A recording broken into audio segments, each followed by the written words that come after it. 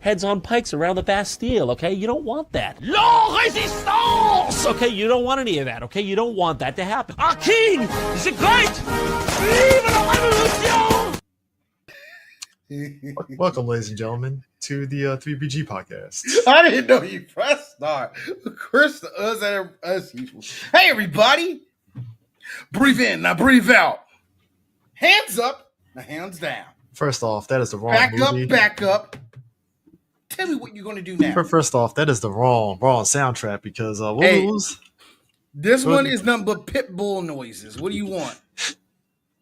Pitbull, the sponsor of Fast and Furious, because you know we gotta do close-up shots to women's butts. Fast and Furious, powered by Pitbull. Hi everybody, it's 3 Black Geeks. This week we are doing Fast and Furious, starring Vin Diesel, Paul Walker, and Jordana Brewster. Jordana Brewster. Technically, Gal Gadot. He's Sun King. Sun King. He's there. He's definitely there. And someone who supports Israel. Anyways. Hey, Chris Harris, calm down, man. No, I will not. Harris, look. So what? I will not. What? I will not. No. All would like the noisy neighbor to quiet down. So I don't know why.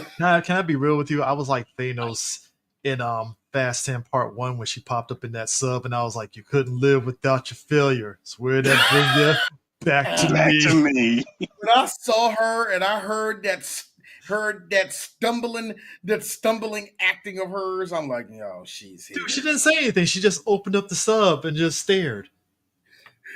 You don't understand Gal Gadot. That's 80% of her acting. It's Clark, scary. Clark, no. Clark. Let me tell you something. There ain't nothing worse than looking at a pretty ass Barbie doll that don't know how to talk. You know what sucks? There's nothing worse. You know what sucks? I still go. Thing is defective. You know what? Here's the thing, and I'm not going to get revisions about this. I big upped her after the first Wonder Woman movie. I did too, because I thought she actually did pretty good. Here's the funny thing. I think she can do action. Note what she's doing. Not fucking talking. Yeah, it's like I wasn't like when she, like that. She really sold me like, oh, that's Wonder. Like she sold me like, okay, shit, she cool. She sold me when sold me when they was in the boat and she had all of that flat ass, but all of that hip was hanging out to say I want some dick. That beautiful scene, directed by a woman, by the way. Beautiful scene. But my thing, the thing about this movie, okay, so Fast and Furious. So moderate hit that Tokyo Drift was, the studio was like, hey, we saw the big pop that Vin Diesel had at the end of Tokyo Drift. All right, Justin, do a movie where more or less this picks up after the end of Too Fast, Too Furious. And essentially, we're going to get into that because that's why Dee asked me last episode, this is my least favorite. It's one of those situations where, and this is where you start picking up that when they brought Han back in Mexico, it confused the shit out of a lot of people because it was like, what the hell's going on? And then that's when you realize we had a lot of niggas like Chris. It would be cool if what's the face come back. Nah, the line was justice for Han, justice for Han, justice for Han. I am going to say this. It took five movies to bring Han back from the dead. But my thing is this though, like, movies. But do you want to know? Eris is on the phone telling me how Han came back, and I wanted to do nothing more but to throw my phone into oncoming traffic. My thing was like Han. If there were a lot of things that came out of Tokyo Drift. First of all, Super Smash, you ain't right. We mentioned that. We mentioned that in the Tokyo Drift episode. Like a lot of critics was like, Lucas Black is too old to be really acting like he in high school. Easy, like I remember that. That was one of the critics. Like that was really their only gripe, more or less, with Tokyo Drift. Is like I'm supposed to believe. Hey Chris, don't do that. Critics had a bunch of no. But I'm saying one of the critics that I remember watching, like that was really his kind of sticking point because it's like they didn't hate Lucas Black. It's just if you want to get a high schooler, why would you go to Lucas Black though? You know what I'm saying? Like Also, this is what happens. No, this is what happens when you got nobody from the first two movies to come back for this project. Also, it's what happens when you have that one producer, in my opinion, who had the right idea. Anthology, guys. Anthology. Well, anthology until Vin Diesel popped up at the end, so that well, that was only because that was only because the test audience did not like the ending. And I know. I'm just saying, and Chris, and also you mentioned that Vin they Justin, we need to do this and that. No, you're not fronting it the right way. When they found out that they could bring Vin back to the fucking series, they moved his name from starring to executive producer at that point. And that was all because Vin made that happen. No. Vin only came back to do. He only came in to do Tokyo Drift because he made that deal happen. On top of that, what was going on during the time is a real weird shift in Vin Diesel's career. Because during that time, he had to do he did several different movies. And one of them was, if I'm mistaken, was that Babylon movie he did with Babylon AD. Babylon AD, which was one of the worst films of that year. And on top of that, it was a nightmare. Michelle Yeoh hated it. Vin Diesel really hated it. Everybody hated it. It was a situation like Babylon. Babylon AD was one of those movies where it's like, I think Vin had a vision of what he wanted that movie to do, and the studio was like, "Nah." No, yeah, exactly. All the actors, it was bad for the actors because the actors couldn't suggest nothing, couldn't do this, didn't want to do that, and all that. It was one of the. It wasn't just a good place to film. And nothing was good to film for that, and it was really hell on Vin Diesel because it affected him not only as an actor, but it made him to see everything differently. And that was the beginning of that. And so that was the beginning of that. And then like a year later, boom, Tokyo Drift, boom, that happens. Boom, he's the executive producer of the series now. But here's the ironic part about that. The stuff that happened on Babylon AD, turn around, you get a movie that actually has a fan base, funny enough, and that's The Last Witch Hunter. And Vin actually enjoyed doing that movie, apparently, because it's like he had an idea of what he wanted to do in that movie that he couldn't do in Babylon AD. And that was part of the reason why, like, he did The Last Witch Hunter, because it was like, no, I have an idea of doing an urban fantasy. And yeah, it wasn't that great of a movie to most people, but let me put it this way. He, like you said, he was in control of what was going on there. He had suggestions. He was being listened to. Yeah. That was the whole point of it. And you are exactly right. Even though, like you said, when you said Last Witch, I'm like, wow, ow. But God, there are people that my brain to bring up that movie in my head. There's a fan base for that movie that I didn't know of until like Twitter and all that stuff. You find out about that stuff. Despite what Babylon did, remember he already put out the Riddick series at that point, and all, and like Vin had a real fucking resume at that point. So when he got pushed up to executive producer, it was just a smooth sale for him, and that's when we be getting, and what D likes to say, and you know what? I love your Dissel. I can say this. That's when you became lazy.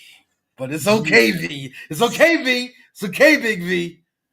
We got Triple X3. That's all we wanted. That's all we wanted. We came to play today. The thing about Fast and Furious with him being exec, this does feel like a movie that does take place after Too Fast, Too Furious, and it does work, and it works in a way because it is kind of like that was one of the things that people were wondering was like, okay, so he left Mexico and went to Tokyo. Okay, cool, and then you get into this movie and you see Han, and it's like, oh, this is a prequel to. Okay, so this is directly after Too Fast, Too Furious, and okay. And like I said, we sat through 5 prequels. 5 prequels. This is a weird series. Highly cerebral. Highly cerebral. Chris, I don't want to blow your head back. I don't want to blow your head back here. But the words, God, the Neil deGrasse Tyson level of thinking that has to go into these movies, spectacular. Love the Fast series now. Look. If you want to talk, here's this is again, we've talked at length about how I said Too Fast, Too Furious is where the shenanigans start. D said it's the ending to Fast Furious 1. I would go so far as to say this is where Vin Diesel being executive producer kickstarted the even more shenanigans times a billion. Because this whole thing in Mexico, where they're stealing gasoline, and apparently that is a real thing, okay? But the way in which they do it and the way this whole thing ends is like, wait. What happens is, because in real life, Chris, this is what they do. They surround said truck, try to drive off the road if the truck driver wants to be brave, take out the shotguns. 9 out of 10 kill the driver, take everything. Thank you. And this one, you know what Mr. Dissel said? Yeah, Dissel. You know what he said in this one? How can we use the cars? How can I make sure this Grand National gets seen through the whole city? Let me tell you something. One thing I would give, like Chris, yes, I agree. Yes, I stand by what I said. The shenanigans started at a 1. Yes. But if you really want to see the curve of the road where it's been a long way, when it splits off, it's at this movie. Because this one, we're still trying, race cars and pink slips. Pussy. I mean, but to be fair though, now I will say this, to be fair, I also felt Vin was like, all right, I'm coming back to a series. The first 3 movies had measures of racing involved in the film, right? Even if it wasn't, there was racing primarily involved. about racing.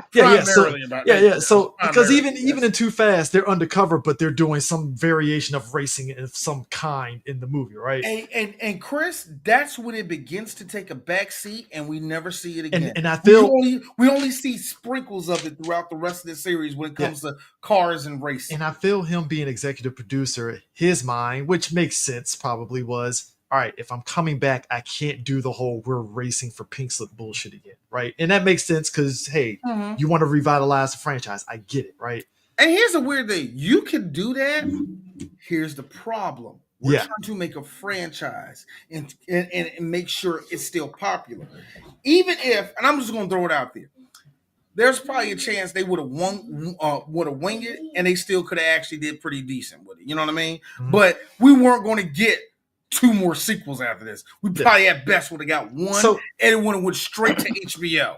You know what I mean? So what they did was, Vin was like, all right, we're going to go crazy with this movie, and it's going to kind of be the pretty much what we're going to get for the franchise going forward, which is heist, intrigue, cars, maybe racing, but not really. Don't worry. Family, of course. Yeah, family. Which, by the way, looking at this movie,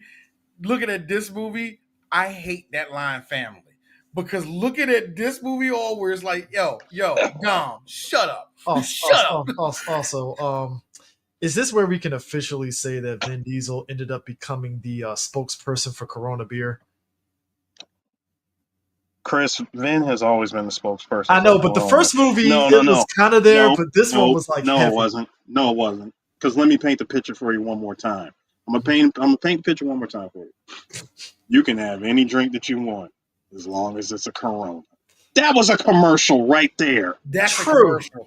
This one, they were showing it every time they're doing their Vin after they get the gasoline, they drink Coronas on the beach. Oh, Vin gets back to LA after he sees Letty at the grave site and stuff. I'm drinking a Corona. Oh, hey, I meet Brian and them in the little super duper junkyard secret hideout. We got bottles of Corona. Like, hey, Chris, you said it for me, super duper junkyard. Thank you. You beat me to it. Like, Coronas, even when they're meeting with the bad guys, we drink Coronas. Yeah, Coronas. You know what I got a taste for, guys? Corona. I want something that tastes just like piss, but is actually better than Budweiser, but it's going to give me more buzz than something. Hey, Chris, you got to remember that since this 4th movie is literally the soft reboot of the entire franchise, that part, they had to up all of the crap that came from the first 2 movies. So, hey, Vin likes Coronas, So we're gonna make that his calling card, if you will.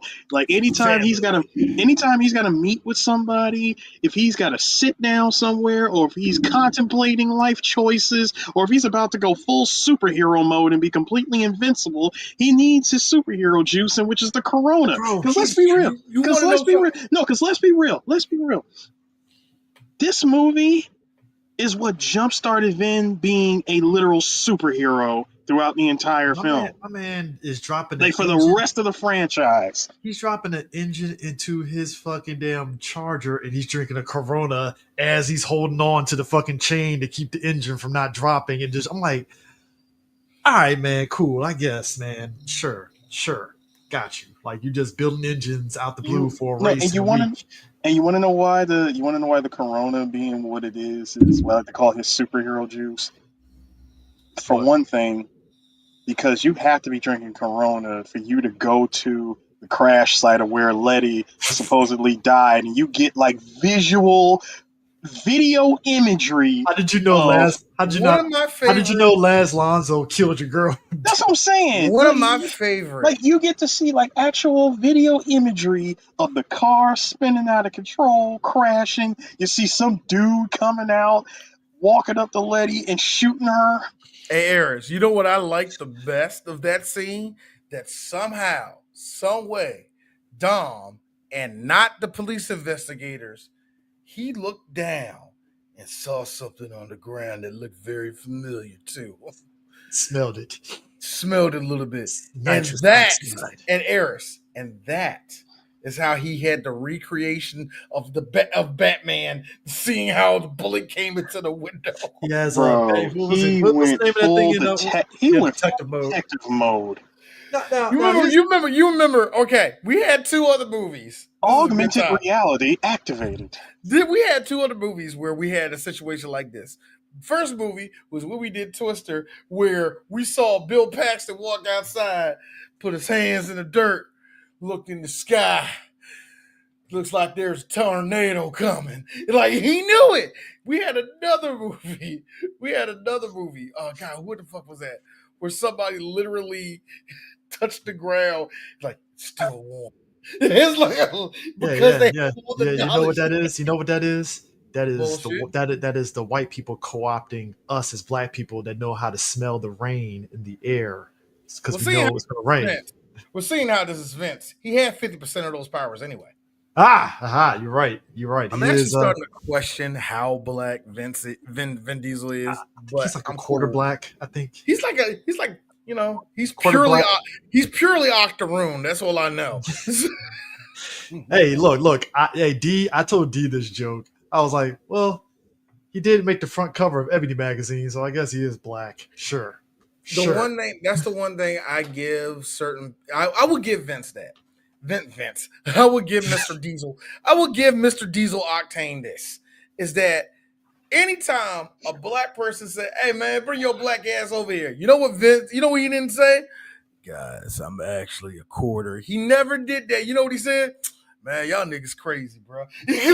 like yeah. Which I gotta be real for a guy. He knows he's a nigga. But yet, this man played the most convincing Italian in Knockaround Guys. Crazy, right? Oh my God, in Knockaround Guy and Boiler Room, he played white guy. Very well. Douchebag bald white guy. Very well. Bald half black man who was never raised by his black people. He played that very well. Now, folks, Brian is back in the FBI because you see his black comrade in Too Fast, Too Furious is like, if you do this job for me, I get you back in and clear your record. Sir. Bilkins. Yeah, Bilkins got him back into the fold. Tom Berry, sir. I'm naming characters.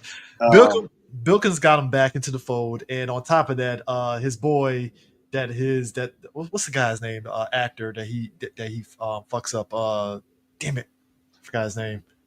But his coworker reminds him of Bilkins getting him back in his job and how he's on thin ice already because of that shit. And I'm like, but guys, he got the job. Why are you bringing up old news at this point? Because he's a loose cannon. Brian, And apparently, what did you hold on, find out? and apparently that I guess that that garage in Miami idea with Tyrese didn't work out because it's Tyrese been chilling. five years. Which, Chris, remember we went to go see this movie and we were like, God, how much time passed? Like, how long They has it said been? 5 years. I was like, Well, Jesus. it took the middle of the movie for Jordana Brewster to say, "Is that really all that you have to say to me after 5 years, Brian?" That's Brian having adventures in Miami, had extra money from Tyrese, fucked around and said, hey, I want to go back. I'm going to go back and be a cop in LA, which means that you avoided this woman.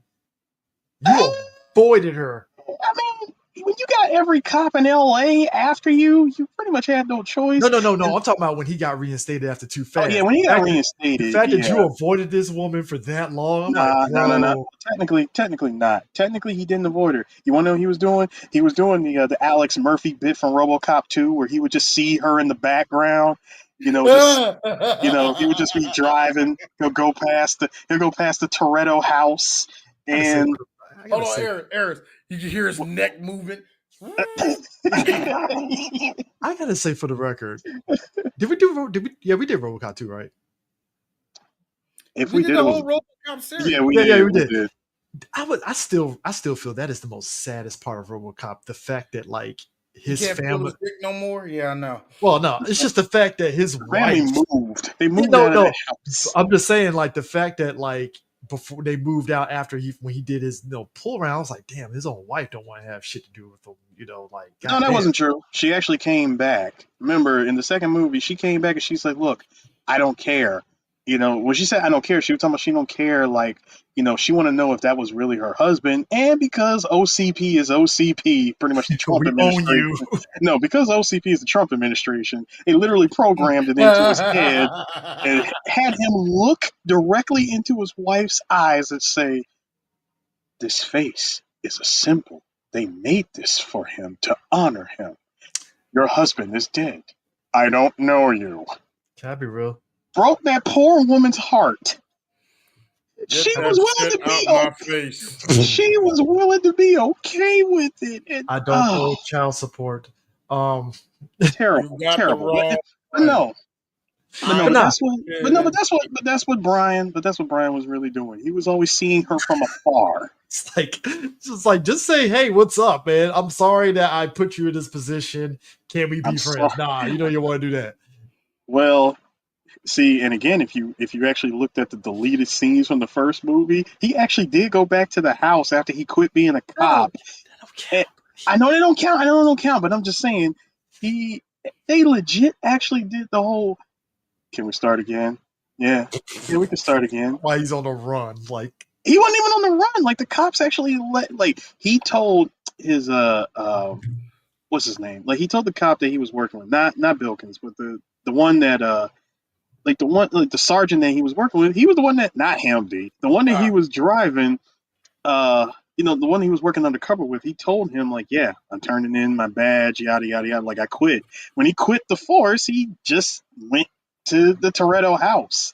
He had no idea where Dom went, but he went in just to make up and start the relationship all over again with his sister. Well, you know what Brian did though. He didn't go with that ending because we would have never got any of the sequels at that point. Well, here's the reality of it. And I don't know, Eris, if you were laughing in the theater with me after Vin fucking said "fuck your triangle hold" and power bombs through the table. Yeah. No, not that. It's the scene where he was like, "She did it for you, man," and he's on the ground. Dude, I was crying. I was crying at that part. Nah, Chris, this was you when Brian thought that he was doing something. My man thought he was cooking by putting him up. As soon as you saw that leg go around his neck, I was like, "Oh shit, he might put him in a sleeper hole." Like, all right, and Vin was like, "Nah, bitch." When you thought that I remember seeing you was like, "Oh snap, he's about to do it." I'm like, dude, that ain't gonna work. This is Vin Diesel, and this is the fourth movie, and he's got all the rights to everything. Also, when I saw him lift him up, Bro, when I saw him lift him up, I was like, and there's the power bomb. I'm like, dude, Vin is the most broken character in the entire franchise. So what we have here is Brian has been chasing after this drug lord, Braga. played by John Ortiz. Well, at least in the beginning of this movie, Braga is a mysterious figure, and John Ortiz's character is sort of like the lieutenant to Braga. And we think that old man Mexican here with the suit and tie is Braga. I like how they went with an unnamed Mexican. They could have got like, I don't know, Paul Rodriguez or somebody. They grabbed a nigga named Manuel. Dude, you know how to be old and look important. How dope would it have been if, just like we got Sony Chiba in Tokyo Drift, they got my man from Stand and Deliver to play the fake Braga. Almost? Yes, they got almost to play fake Braga. I'll be like, James Almost? No. James almost don't want to do that. James almost don't want to do nothing check, fun. Man.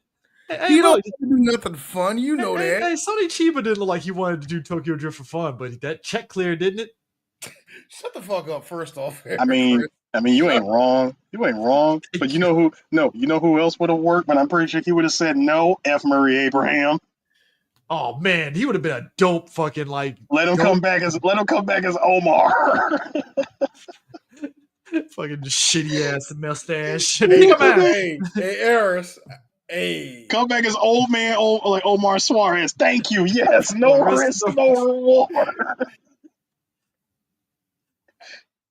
I think Eric. Look, I go with F. Murray Abraham more than what's his name? Almost. Yeah. I think F. Murray Abraham would have worked. Maybe not, but I think it would have worked. Actually, see, and that's when Justin Lin would have been like, all right, we gotta make this an interesting plot. Hey, Chris. Justin Lin's an action director. He's not gonna tell nobody how to act. Sir, he did Star Trek Beyond, probably one of my favorite Star Trek movies, actually. Hey, Chris, I stand by what I just fucking said. He does drama. Better luck tomorrow. Yeah, that's not his high mark. Don't do that.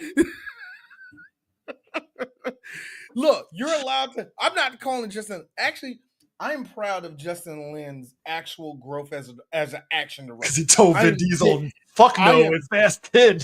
Exactly. I love his actual growth as an action director. That being said, this ain't a Sorkin movie. Shut the fuck up, Chris. What do you think this thing? Yeah, but so basically, Brian has been using Letty in order to broker a deal where if Letty can get Braga, then somehow the deal will be made to get the family back together in LA and Vin will be cleared of charges, which I'm like, that's a lot of leaping logic. Yeah, that's a lot of like, and as we know at the end of this movie, the California judge system is like, yeah, it's cool, you got that drug lord, but your ass is still going to jail, buddy. So it can't be. I'm the star of the movie. How does that work? They said it doesn't matter that you got the drug lord in jail. You gotta go to jail because you stole all them fucking DVD players and shit. So, whoops. Whoops a doodle.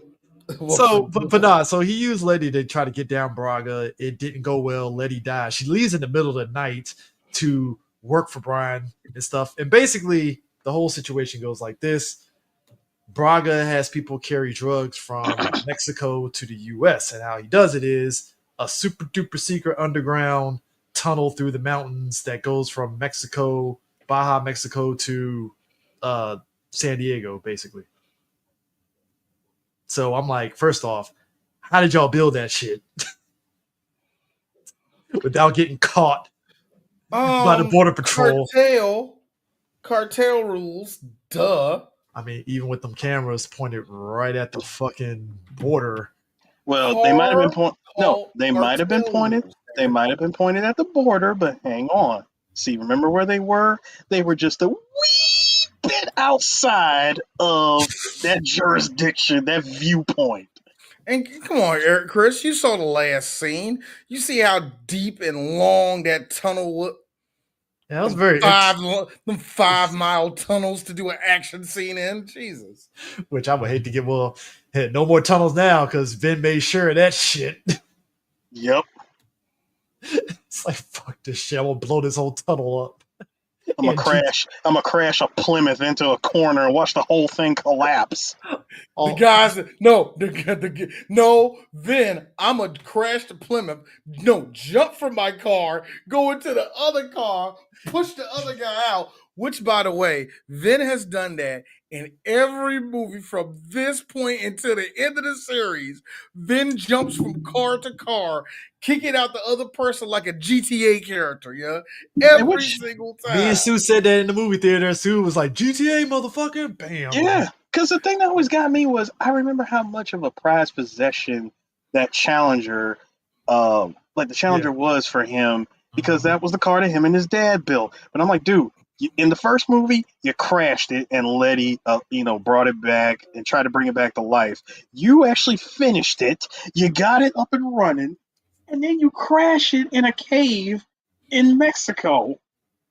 Dude, that car is gone forever. Much like the RX-7 that you had in the first movie. We never see any of these cars again. Sir, that RX-7 is still chilling inside that abandoned. It is still chilling inside that. That RX-7 got stolen. It's still sitting in the parking garage. Fuck you! That thing got stolen. That got stolen. Or it was sitting inside the fucking LA fucking tow yard, and then it got sold on the fucking. It got sold in one of those fucking auctions. That thing a cube. No, that thing's a cube, man. It's a cube. It's a cube with those other cars that Eric said in the first movie. That are cubes now. Oh yeah, everything from Motor X. I mean. No, because, and you know what? And speaking of cars, shout out to Jordana Brewster. If you had any input on what kind of car you get to drive in this movie, shout outs to you, girl. You got taste. Because how do you go from driving around in a regular old Acura Integra in the first movie to homegirl is running in the NSX? Because she's in Southern California. That makes perfect sense. NSX during the height. Well, not necessarily the height, but like the beginning stages of that car being somewhat unobtainable at the time. Also, let's be real. She low-key still had the money that Dom and them got from stealing vehicles, so I'm pretty sure she was able to make that up. Yeah, from ripping off 18-wheelers and stealing DVD player. Yeah, I mean, I'm pretty sure he tucked away some money for her in that house and stuff, because full well Dom did all that shit, probably paid the house off and shit. You know that. Dude, the house was paid off probably before they did all of it. Well, as we saw in Fast 9, when he kicked John Cena out the family, he had to. Dude, I swear every time I see that part, I'm like, dude, you ain't no, come on. He'll be back. I'm like, John Cena will be back. If there's anything we know about these Fast and Furious movies, unless you're dead, you're coming back. You are coming back in a sequel of some kind. Also, what would have made them believable as brothers if they actually had a scene where he was watching the first race in Fast and Furious in the background and some little weird CG. That would have been funny. If they really wanted to keep it close, if they really wanted to fucking bring it full circle, you had to do that. Because I just think, I know we're diverting away real quick, but just like that was the only thing about it. I was like, if they just had a scene where he was just in the background watching Dom during that whole thing, that would have been a nice little touch. But nah, I guess that's too much to ask. Somewhere in Earth 841. It's like a CGI. No. John Cena and Ja Rule team up. So he used Letty to go after Braga. Didn't go well. Letty leaves in the middle of the night, and she doesn't come back. She leaves a necklace behind, and then that's when he finds out that she's dead. And then you end up finding out that it's because Brian was using her to get Dom and the gang back from Mexico and stuff. Which he was just. Basically, they were both doing it for him. Like, hey, look, she came to me to say, hey, look, I'll work with you to bring down Braga if you can bring Dom home, and all charges are cleared. Now, very tall order, I will admit. It is a tall order because you're asking them to just turn the other way on. Because, on all the crimes that he committed in the first movie and anything else in between, you're asking for all that to be wiped clean. Hell just for taking down a Mexican drug lord. That's why I said, if you saw what happened, and again, in this movie, the judge was like, "Nah, buddy, that's cool. we thank you for your service, but you're going to jail. Like, no, one right does not make up a lifetime of wrongs. I was like, bro, you know what? had a black. When I heard that, Chris, I was like, son, this was the I was in a real war speech from dead presidents. No, here's the thing. I would say the difference between that is Martin Sheen was being a dickhead on that as a judge in that movie. All right, like I get it. People died. Cool. You want to send a message. That's great. Could have just said, "Hey, you're guilty. I'm sorry, son, for what you did." No, he said, "I fought no." Like, come on, bro. I fought like in a real war. You know, like, come on. Like, what you keep on, like Chris. That was a white man that was born in the 30s. What are you talking about? Oh, I know that. Now, the judge telling Vin Diesel, "Hey, one right doesn't sit there and do the wrong." I was like, well, that's not really harsh. Not make up a lifetime of wrongs. Like, I can't put that in the same correlation, but I kind of get it. But at least the judge over in Fast and Furious made a point. It's like, that's cool, but like, dude, he was sentenced to life without the possibility of parole. I mean, people died. Yeah. People died under Vin's watch. That's what Vin got.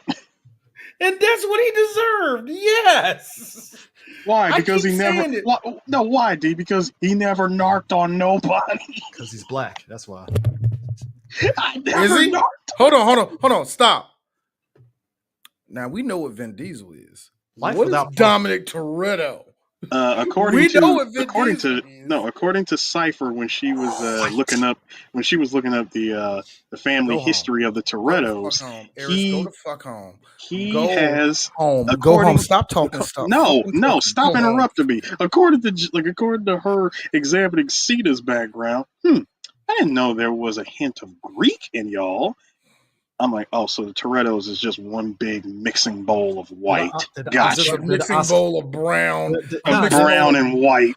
Bronze white people. Vin is literally Oscar Isaac. We don't know what race he is. He could be Mexican one day. He could be, Native American another day. I am convinced Oscar Isaacs is just a white man that knows low-level Spanish. I am convinced of that. Well, I'll say low level because now I'm thinking he's a grunt in some video game or whatever. Yes, he is. Oscar Isaac is Solid Snake. He is Solid Snake, sir. Oscar Isaac is Solid Snake. Iroquois Pliskin. Iroquois Pliskin. He's junior grade. He's Alaskan, Native American, and somehow Japanese. Just like we found out Keanu Reeves was Japanese. I was like, that white man is Japanese? Wow. Keanu. Whoa. No, Keanu, I believe it. I believe with Keanu. Look at Keanu. He looks like he's a little bit of everything. He looks like a Markiplier. Yeah. He looks like he's good. Yeah. Just like Christian Kruk is Japanese. Cool. Chinese. Chinese. First off, hold on. Chinese, Eris, we need to have this conversation. Chris, are you racist? I just remember people. I just remember there was a no. Don't hit that. I remember there was a day shit. Don't do that. Don't do that, Frederick. Mad that the world is changing on him. No. Hey, Chris, come on, man. Tell us honestly. Are you? Look. We're friends. Look. You're with family. Look, I think we were all shocked when she got the role of DEI Chun-Li. Not really. Because when I heard that she was a quarter Chinese or something like that, I'm like, she's half. She's half. Either way, I was like, they were either gonna go with her or Jamie Chung. So Oscar Isaac, funny enough, he's Guatemalan Cuban. Yeah, Solid Snake. Solid Snake. Him white. You're Guatemalan and Cuban. That makes you.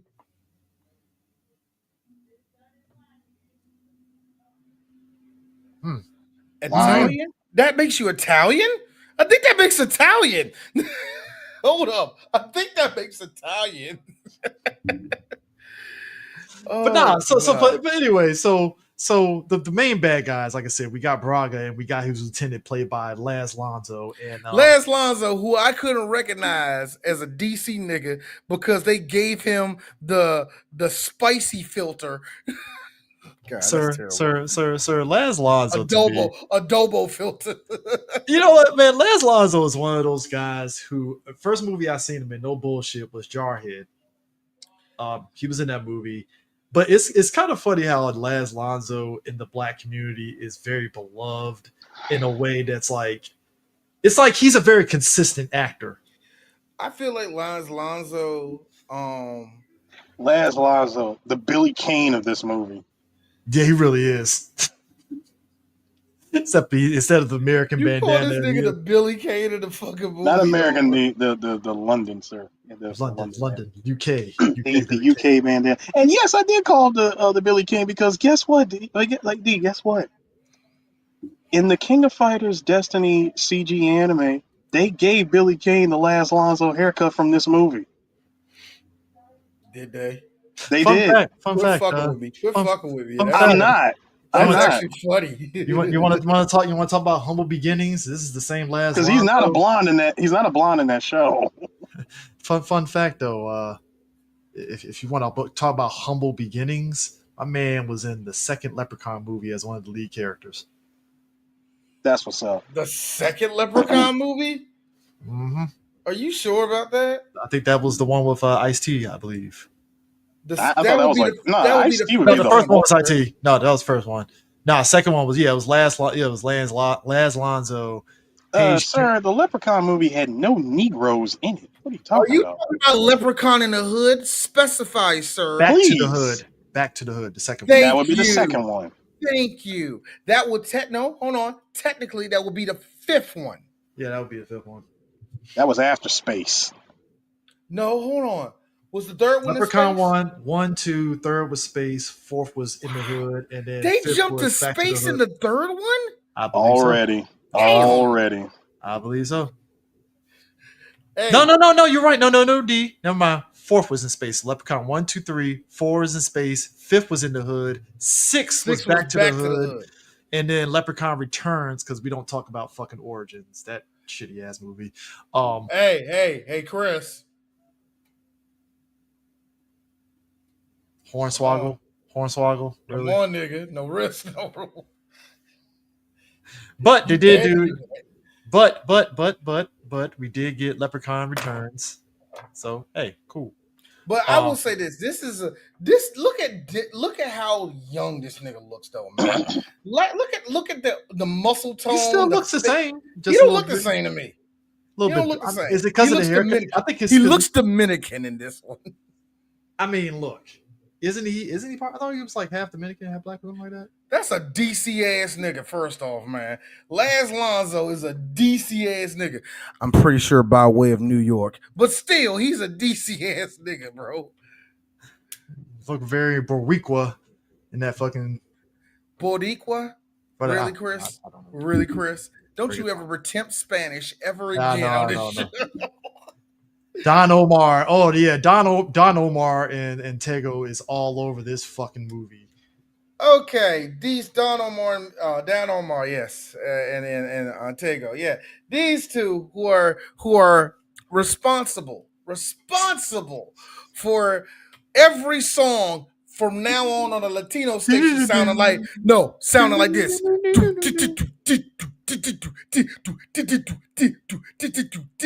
Every song, every reggaeton song sounds like that because of these two niggas that can't stay out of jail. I love that part. They can't stay out of jail. Real life, we're talking about the movies. On the movies, nigga. God. Oh, okay. I was like, real life. What happened? Did they do something?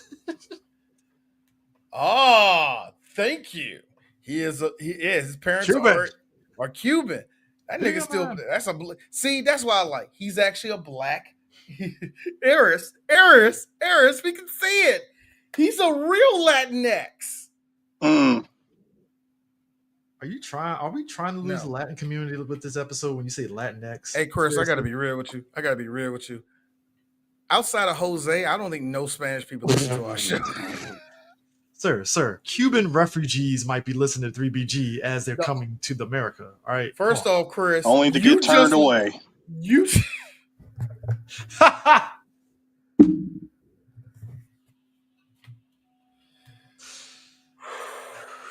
I'm sorry. In these unprecedented times, we need some political humor. Every day is unprecedented times. I know.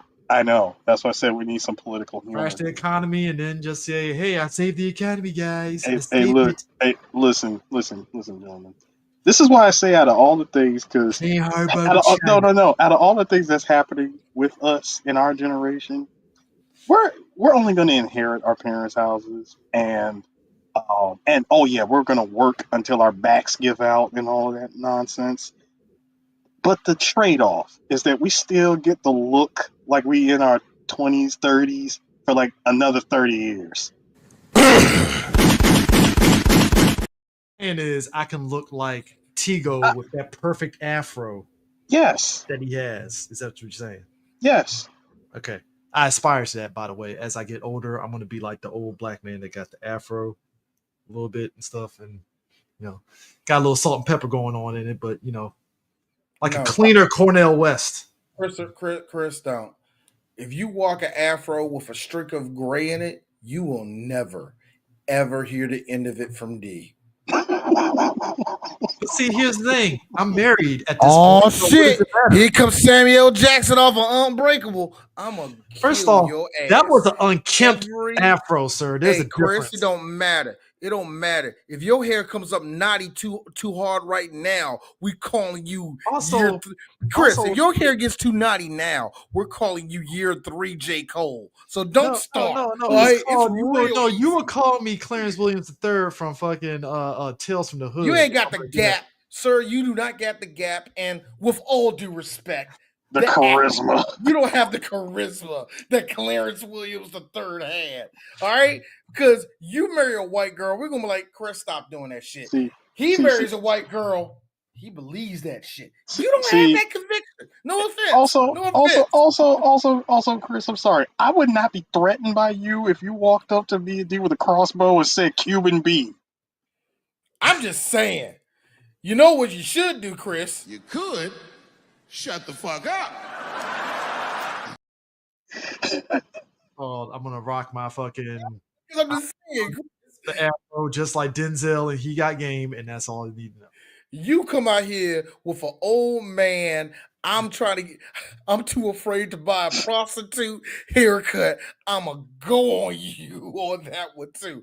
Hey, somebody get this nigga a red tank top. So first off, I'll still be married. It ain't like, who am I really impressing at that point? Hey, look. Oh, that is a very true thing. When you become married, you do not care. It's the second sign of getting old as well. When you get older, you don't care. When you get married, you don't care. Hold on, he keep on wrestling on the fact like he ain't marrying a black woman. They go, I know you ain't about to walk out the goddamn house looking like that. Because we're both going out. If you was going out by yourself, I don't give a fuck what you look like. You ain't about to make me look like I'm all dragged down for you. So they go, oh my God, how you doing? Why Chris look like that? I ain't got time to be asking questions. Oh God, yeah. I love Fair statement, I think. I wasn't ready for that. I love how all of that really resulted in Chris actually admitting that was all fair. That's fair. That's That's how, no, look. One of the things that attracts me, Eris, and Chris to each other is the fact that we have joned on each other plenty of times. Have gotten to the point of fair. Y'all got me. It's like somewhere in the middle of all the roasting, I'm like, you know what? Now you said something fair. I'm not even going. Like, I was originally going to punch you, but now I'm not. I have seen Eris punch canceled. I have seen Eris dig a 5-foot ditch, pour concrete in it, and stand in. Yeah, nigga, I ain't moving for it. And then here come me or Chris with 1 point. Eris, fair. Fair, you got me on that. Click, click, click. You got me on that. Let me get my ass out, dog. I tell you, I was like, you know what? Bring the jackhammer over. I need to get out of here quick. Bring the jackhammer. Come on. No. Here's it. Come on. Go ahead, dude. You ain't gonna hurt me, man. Just go. Ah, shit, nigga. I tell you what was fair. My man Brian slamming Stacey X face into the wall, and the next scene he has the fucking nose tape in there, sitting in the meeting, just staring like, I can't believe that happened. Nah. The judo face plant. Nah, Nah. The heat fucking move that Brian did to fucking Stacey. No, you see that perfect blood come on the side of his head, right? That is the perfect I got cracked. Blood mark. Sir, he punched me. The best I line want to come from out of here. I want to cut him gone. the best line out of that moment was it's like, man, he said, he was like, enough. You're bleeding on my floor. Go clean yourself. Awesome. Dude, it's the tape in the next scene with the tape and bandages on his nose, and he just stared off like, I can't believe this happened to me. He folded me just like that. Like, I mean, straightforward. Hey, Chris, you know the best part? This is the first of 2 times that this happens in this franchise. The second one was just like, no. I'm mad that he did it again in Furious 7 because he was like, how you gonna get into the prison? Well, you're not gonna like this. Oh, come on, Kadoosh. That's the same spot. No, but six.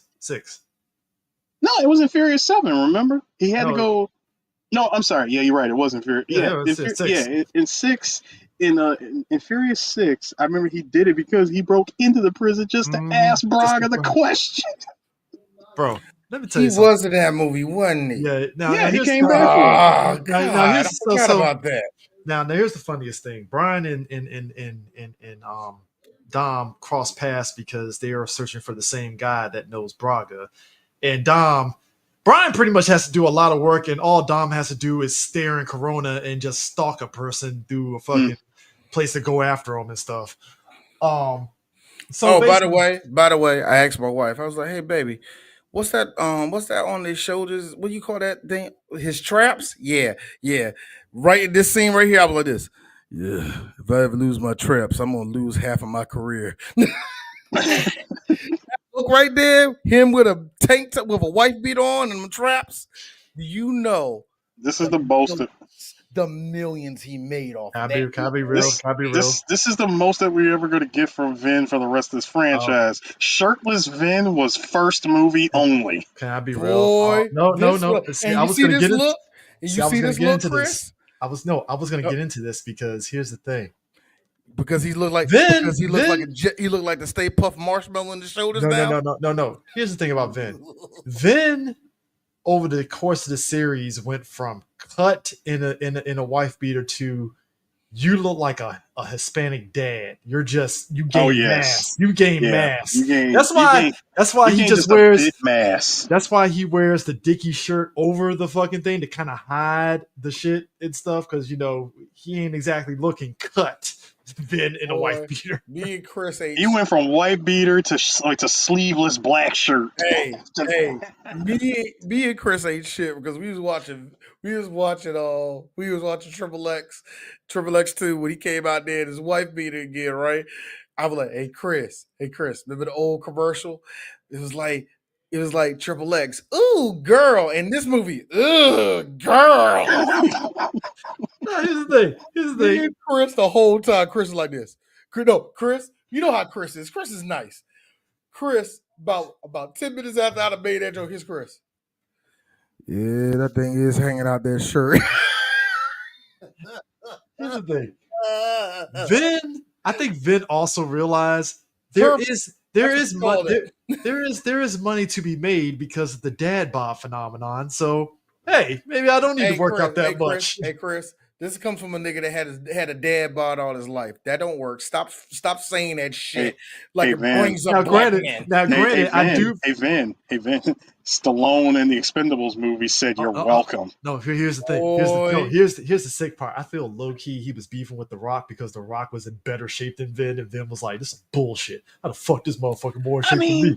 What can you do? Try to be on Dwayne's level, yeah. Like Vin, it's you versus juicing. The Rock. Yeah. First off, The Rock isn't juicing. That's chicken, rice, broccoli. No, it ain't. Chris.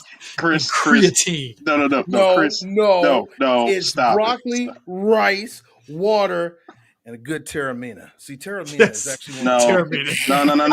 Terramina wasn't a thing yet. And cod. In my brain it was. No, it was close. It was everything you said. Y'all keep forgetting.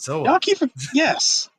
It was all that and Zoa. That bullshit ass fucking drink. Zoa. That nigga been pushing Zoa. That nasty ass fucking drink. I'd rather drink Bang than drink Zoa. That's how bad that is. Hey, Eris, what was that one artist that was always pushing a mixtape despite, nigga, you got the money to make a real album? Who was that doing that all the time? I forgot. But that's what kind of he was. Yo. You pushing out nothing but mixtapes. We ain't seen an album yet. Like, yo, it's like, yo, Fabulous. Rock. That's Hey, who he it's- was. He was doing I'm about to say Fabulous. Fabulous and Lil Wayne to a certain point. It's like, yo, Dwayne, man, you could easily go up to Red Bull and say, fuck you, I'm taking it over, and you be fine. You had to make Zoa. And what, No. dude? Hey, Chris, hey, Chris, what? Drop no. the quality? Okay, fair. Chris, Right, they're okay. already putting horse semen and horse piss inside of Red Bull. I think Terramina is going to fuck up the whole thing. I can't tell the difference. I like the cranberry Red Bull, so you know. I feel like Terramina was made out of Energy drink and juice. like Zoa. I feel like Zoa. They just squeezed a rag of sweat and like mixed it in with. I swear, I even tried like a neutral flavor of Zoa, thinking I'm tripping, and it's just the flavor. I was like, no, all of them taste like crap. It's like, what the hell, bro? They're all terrible. I'll never forget the first time I ever had a Red Bull. I did this is that move. Hold on, was it Diet Red Bull or regular Red Bull? Don't matter. I ain't touched a Red Bull since then. I do not like the Red cranberry Bull. one is the only one I'll drink. Honestly, if I had to really, I feel I'm with Chris on that one. At least the cranberry one is decent. I Now, feel the like one because- time I decided to do some diabolical behavior. Normally, like back when I used to go to the clubs all the time, I would get a screwdriver. dear and- God, dude, in a club where they water down the screwdriver.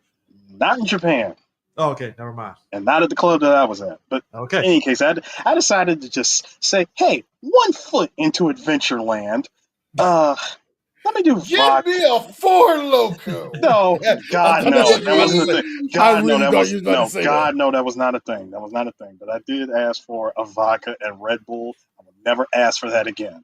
vodka Red Bull's not bad. It's not bad, but the one I got was just woof. Okay, that's all I'm gonna say. Speaking of Wolf, so in the process of what Braga wants to test out people when he puts them in a race, and And what we get is Need for Speed Most Wanted Hold on. night. hold on. First off, so in order for that to happen, you get picked and stuff. We meet the cast of potential people that are going to be a part of it, and one of them is this white cowboy guy that antagonizes Brian and stuff. You know, What I like to call Earth 753 Jesse from the first movie. pretty Yes, much. he was. Yeah. Yeah, he was. I like how He Brian. He was Jesse, also known as Universe 7 Jesse Pinkman from Breaking Bad. Yeah, he's basically the whole time, because obviously Brian needs somebody to, antagonize off of, and he kind of has a little moment with them and stuff. But basically, they have to have a race, and Brian ends up piecing together, what was it? Was it a 370Z, a 350, Okay, and a Skyline? so no. Those are like three of the main pictures. What we really got was a hodgepodge of like several cars picked out of the impound lot. My man took probably the motor from the R35, put it inside of the body of the R34. He probably took the transmission from the 370Z. Mm-hmm. Probably took some other parts off of a 240SX, Mm-hmm. and God knows what other parts was thrown in.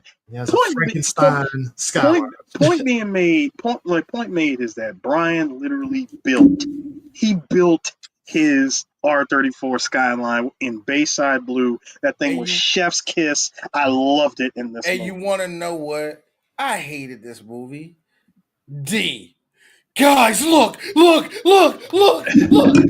be honest with you. It's there. He brought it. Gotta be honest with you. In life, I was that guy. Like, when I saw that Skyline in Too Fast in this movie, I was like, yes, I want that car so I bad. ain't gonna fake. That's And it D was that's and D with the unlike- struggle. That's D with the struggle beard over there. Look. And unlike the other movies, this was an actual Skyline, like an R34, according to Craig Lieberman.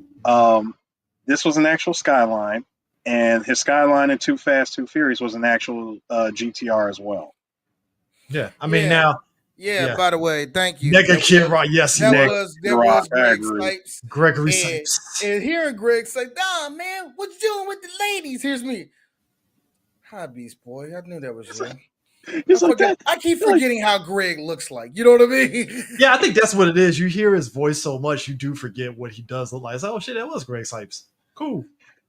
It's like he was like, "Look, man, that drugs ain't mine. That drugs ain't mine." I look at the other cop, looked at Brian like, "You know that's not gonna stick." Yeah, I know it ain't supposed to. No, when he said that, here's me. Cop, propaganda, cop, propaganda. Brian's a fed. Brian's a fed. But What it's up, cool. yo? But it's cool because you can take other cars and make it your own and make a super That duper being skyline. That And- being said, I found out something about this movie that I don't like about the Fast series. I actually don't like Brian. Why? Why? I don't like him. It's because he's just the over the top like super white guy. Is that what it is? Maybe. He's the main. No, Brian is Maybe, main but character. I Brian can let is that main go. character. He is I can main let that character. go. Okay. I hate the fact that you are clearly a Fed, and yet you're doing the Keanu. Oh, bah, bah, bah, bah, bah. Pick a side, nigga. First of all, Pick a sir. side. First of all. Go ahead, defend him. It was just a super, no. y'all. That wasn't No. Brian. It was just No. a car. No, stop it. Just stop it. When you have to go undercover, Fuck him. I'm sorry. We done seen mob movies. when you have to go undercover, look, I'm not gonna try to defend the fire coming from your hate boner for Brian. Okay, I'm not. Hold on. This is not a hate boner. This is just me just stating it. Hold on. I don't like this cracker. I don't trust him. And the fact that Dom trusts him is just blowing my mind. D, That's the part that just gets me. for the love of God, D, if I was this close, we're talking hairline away from being carted off by the cops and the feds, being put in jail for the rest of my life with a broken arm and a twisted sternum, only for me to be given the keys to a Supra and told me to get out of the country, I would trust him. Well, yes, you know what they say, Chris. But no, the point is, I would trust him. Now, in Brian's case, again, dude, if I'm going back undercover into the street into the street race. First off, there are many. I want people to understand we have a lot of funny images from every movie. Too Fast, Too Furious, we had the meme for the ejectocito where the dude yeets the girl that he's on a date like, you never watched Too Fast, and then say ejectocito and shit. That one might top that one easily. Wait, show me again. Yeah, okay. Dude, I almost had you. Yeah. it's I the need whole- that. no, I don't know what's better. That is some mad Is it fest type shit. is it I ain't gonna lie. the holding from behind, or is it the rose inside of the Corona? For me, it's the cars on fire. It's the flaming car. Dog, it's the cross. One car should have been lifted up. One should have been lifted up at least. That would have made it perfect. But no, if I'm going back undercover in the into the world that, let's just be real, I'm kind of an adrenaline junkie, and I enjoyed it the last time that I was doing this, because just like what you find out about Brian later when he decides to be Guile and be a family man, he doesn't miss the cars, he doesn't miss the girls, he doesn't miss none of that stuff from that world that he came from. He misses the bullets. He misses the adrenaline. Yeah, it's the adrenaline. It's the adrenaline of dealing with that, and I think it's even more fun. I think it's even more funny though. Go ahead. And like I said, if I was if I'm going back into that world, dealing with street racing, you're looking for drivers, bruh. You're talking to a car guy, and I get to pick from the literal car selection screen from Need for Speed and One Gone Midnight put together. Yeah, I'm gonna have fun with this. I think it's even more funny, like the race. I'm going all in. No, The he race- just want no. He was all right until he's like, Don's gonna be there. Well, he already knew that Dom was going to be there because he remember when knew. when he was chasing. Hold on, remember when he was chasing no. Let me finish. Remember when he was chasing Hispanic youth through from rooftop to rooftop, That nigga was and 30 years old. Don't say youth. well, Hispanic thug number 43 from rooftop to rooftop, 615. and like when he finally caught up with him, when he caught up, and then when he runs into Vin, because he was looking for Ray Park, right? And I'm sorry, David Park. That was the dude's name. When he was looking for David Park, he actually finds him. Vin beats him to it, hangs him over the edge, and he's like, "I'm gonna kill this broad." I love and anyone who gets in my way. I And was like, literally, yo. you thought he dropped him. I was like, yo, why are you Batman now? What's going on? Dude, I like how the Because he race. did pull the Batman disappearing act by dropping him and making Brian think that, oh my god, he killed him. Dude, he disappeared. He let him catch that pant leg. I like how basically the race that we have, we get Brian and Dom, we get Brandon T. Jackson, because Brandon T. Jackson was just a random actor that they just got to get in there. I love that he was just a random Negro. Good for Yes, him. because you need one. You need at least one. Random Negro that drives an orange BMW. And then we get Musa Kraish, who plays the other driver, who is Yes, aka Chia Pet. the guy from Superbad that was in the room when they were when Michael Cera was singing. Like, hey, Who is that? No, indeed. No, I'm sorry, Chris the Line. Hey, who is that guy? Who's that guy? Who is that guy? You know, he's that guy. Sing the song, man. Sing the song. He's Jimmy's brother. He's Jimmy's brother. Oh my god, the singer. It's like it's like my man came from all the way over here, and you're gonna fucking sing. He said, my friend came all the way from Scottsdale, Arizona, and you're not gonna sing for her. It's the Scottsdale, Arizona, not Arizona. Scottsdale. As a guy that got trapped in a room full of inebriated people, there is nothing worse than hearing a storyline that you did not take part in being imposed upon you. Come on, hey, nigga, you was there. Shut the fuck up, nigga. I seen you with him and over here. Like, sir, We want you to sing. over there. Like, we want you to sing like a bird. We want you to sing, man. Come on, you're gonna sing for us. Come on. And then when they put their arm around you, like, come on, man, gotta sing for us while holding a drink. And then of course the line that just made the whole scene even better. Want to do a line of cocaine? No, man. Like, no way, man. Yeah. So here's You the want thing. to do a line of cocaine? This race is the most, like D said, the most Need for Speed shit ever, complete with 3D augmented reality arrows that point you the other way. Augmented reality GPS. No. Turning left. Let me tell you something. Rerouting. I gotta be honest with you, if there's anything that I hate more than anything, And they said thank you at the end. Did she say thank you at the end of that race? Yes, when you finish the race. I have a hate relationship with Google Maps because Google Maps will sit there and put you in a direction as though it's the shortest distance. And me knowing how to drive around the DC area, particularly in PG County, I'm looking at it like bullshit. That's the shortest fucking damn way. Well, that's also because and it also depends on what time. I mean, on the time of day you're using Google Maps, because Google Maps will never account for road closures. They do for me. I'm talking about early Google Maps. Oh, early Google Maps. Yeah. Early Google Maps. Even recent now, it does that bullshit where I'm like, so you're telling me this was the shortest way? Okay. Sure. That's why that race was chaotic as shit, because that map was like, yeah, you can go this way. I like how see y'all yell at me, oh D, it's Paul Walker, Walker. This nigga got a whole beef with Google.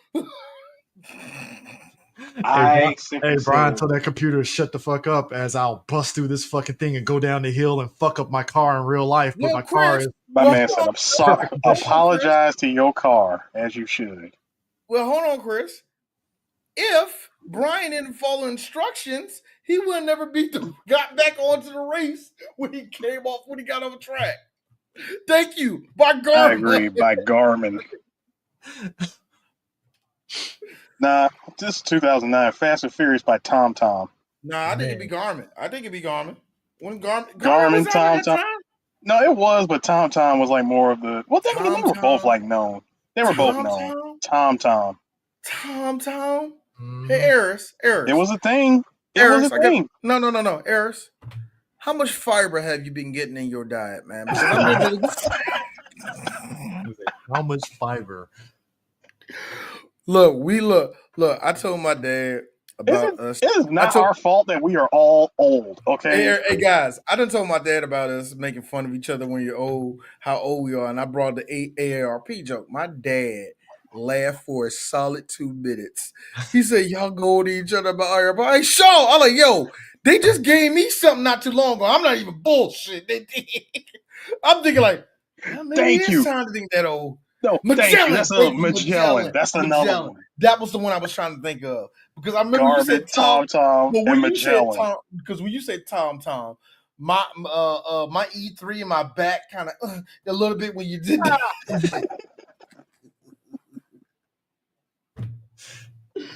Oh God! I said TomTom, and my left knee popped for like a half. I like how my man in the Sylvia, like as in any Fast and Furious, somebody gets fucking dies in a fucking car crash. I will say that was Brandon if T. there's Jackson. one My thing man I went. can No. He The other rolled. dude. No. The other dude that Vin fucked up in the Sylvia.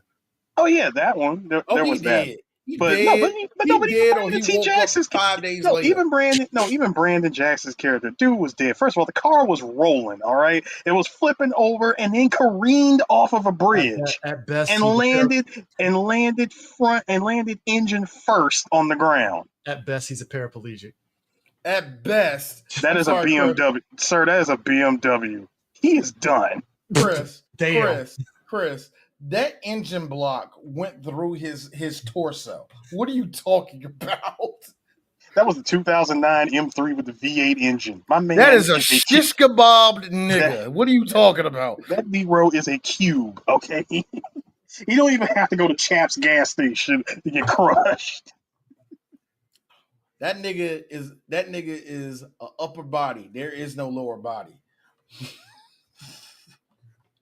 The whole chassis caved in on his ass when he hit the ground. Man. You know it did. But can we give this movie one thing?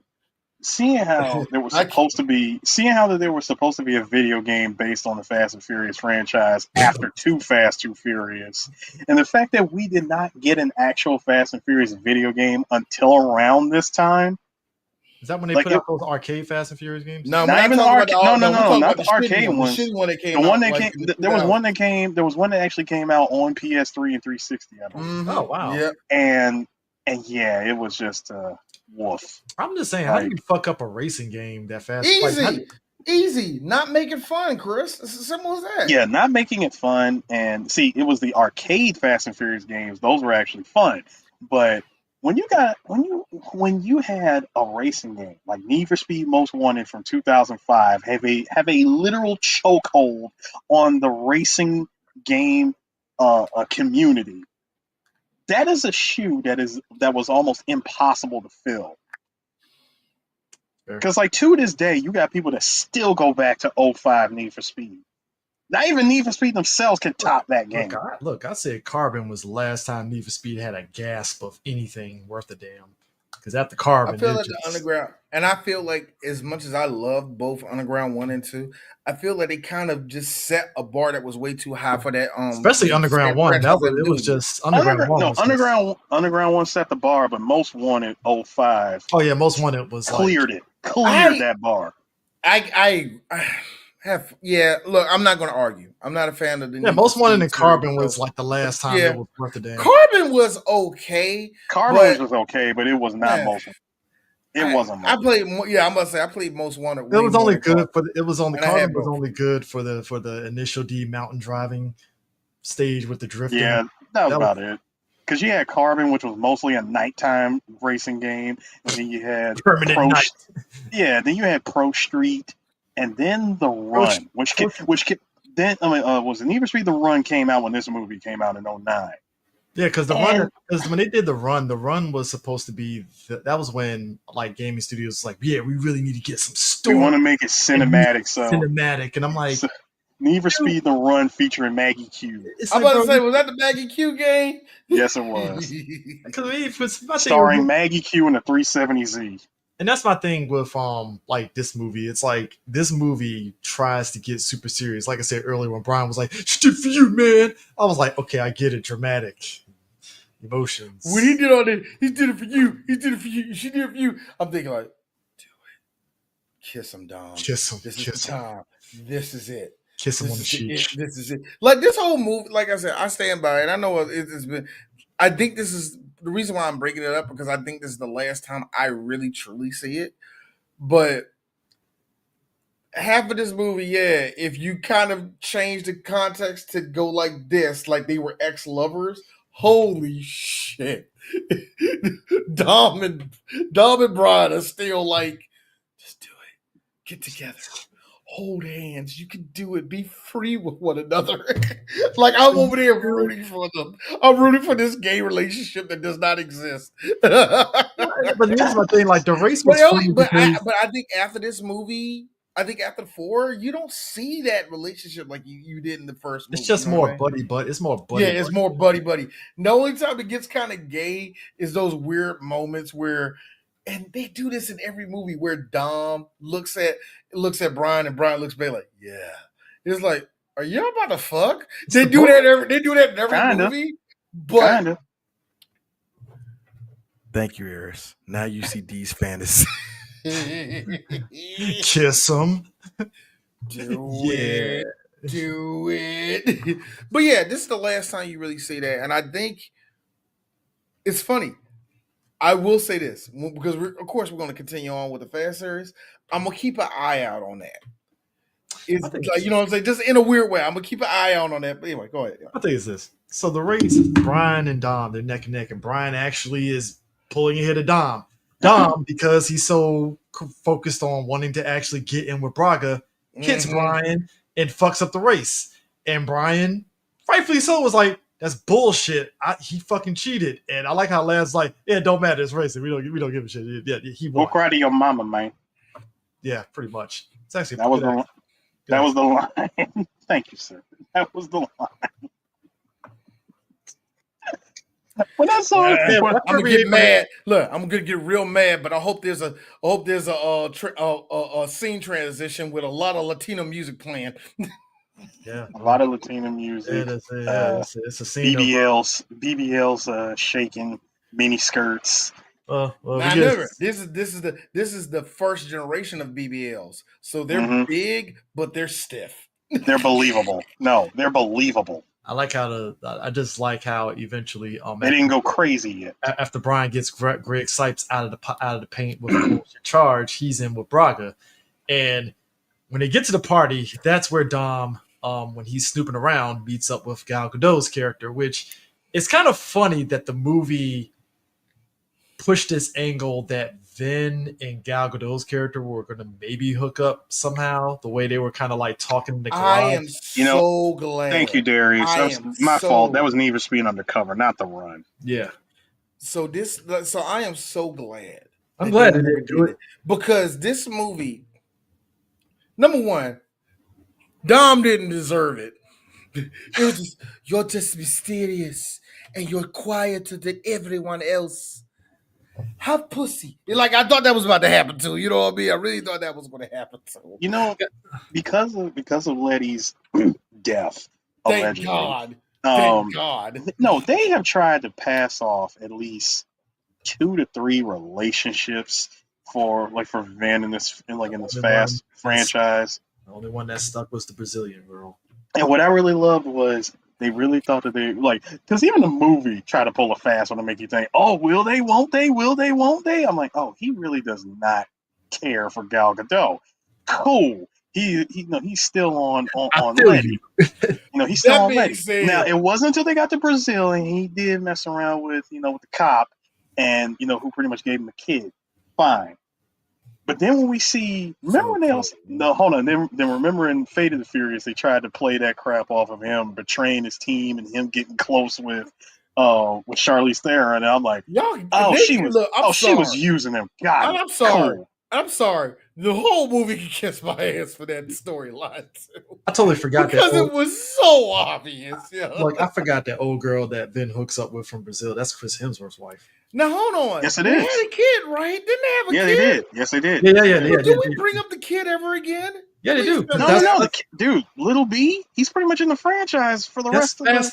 Fast 10 is literally him and it's him. And Uncle John Cena running away guys, from everybody. Guys, stop. This whole movie series was retarded. I'm sorry. Look, I forgot things exist and they do exist and they don't exist no more. John Cena. I'm sorry. John Cena and Dom's kid have a road trip to escape from the enemies. Chris, listening to 90s music. You're remember D. Stop giving a F. The second that Charger got hooked up to that line. Yeah, full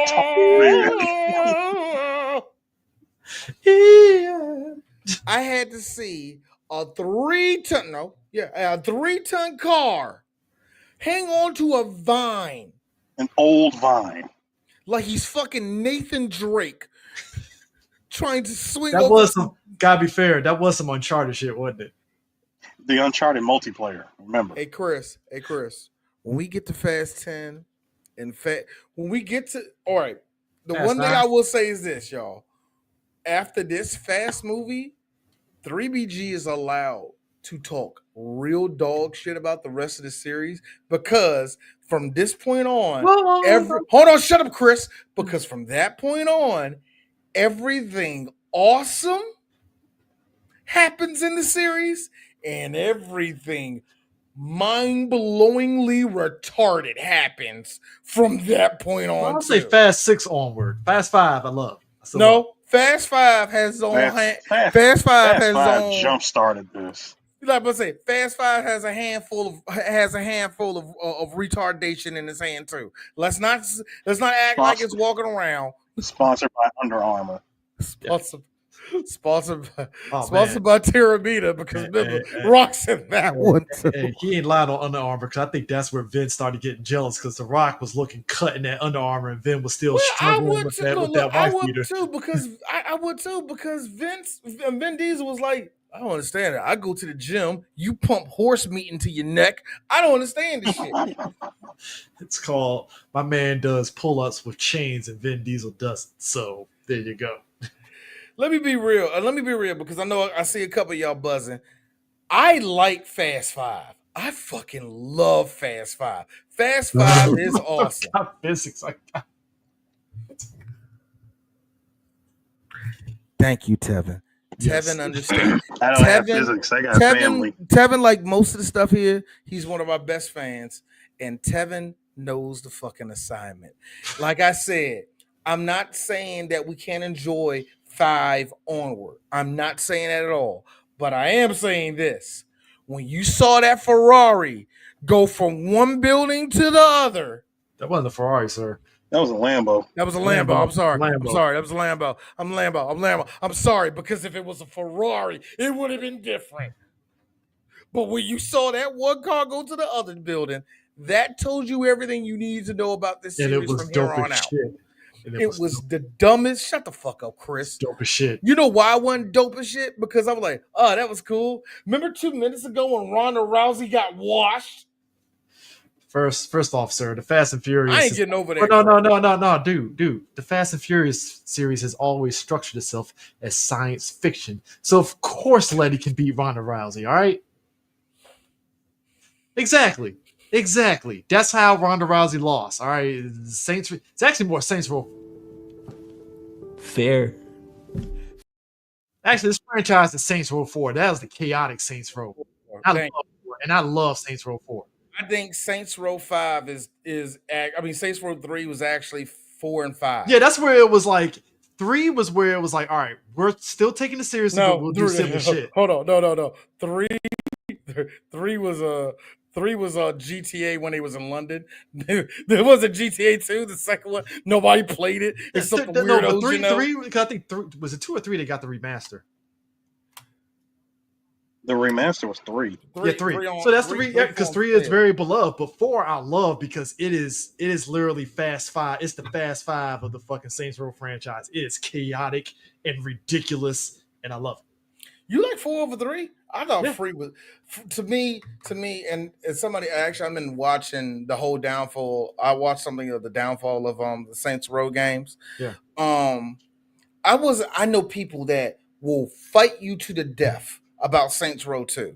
I'm not in the I argument. get it. I don't get it. fight Saints with Row that 2 wasn't is my where, game though. listen, Saints Row 2 is where it found an identity. Because you remember Saints Row 1 was the one that's like, oh, it's just a GTA 4 clone. I call bull because they didn't find an identity in the second one because everybody still said the same thing. It was a GTA clone.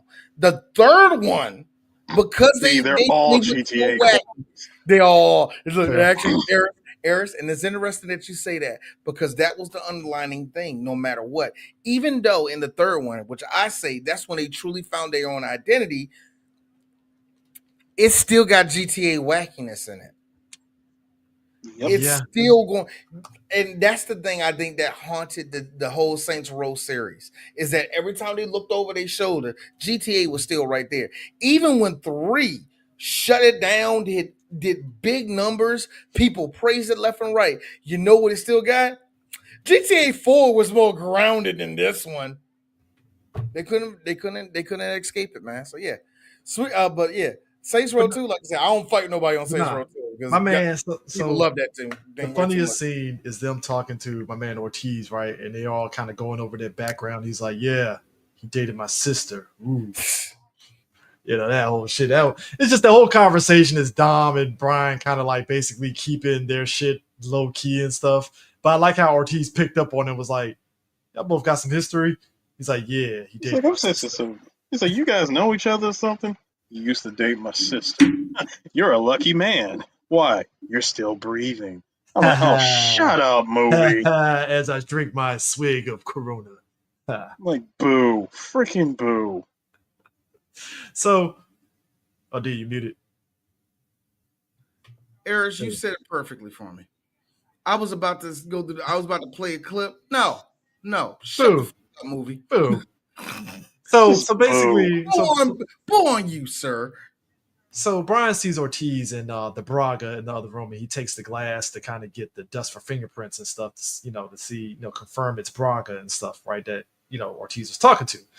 So in the meanwhile, Brian and Dom managed to get into the place that they need to meet up at for doing Braga's run, essentially. And what it is they have to get into these trucks. And Brian has basically a tracker on his car that he has to ditch because they're scanning for trackers in the car, which I have to probably figure it was because of Letty running from them, basically. That led to that. All right, we gotta take some precautions here and stuff.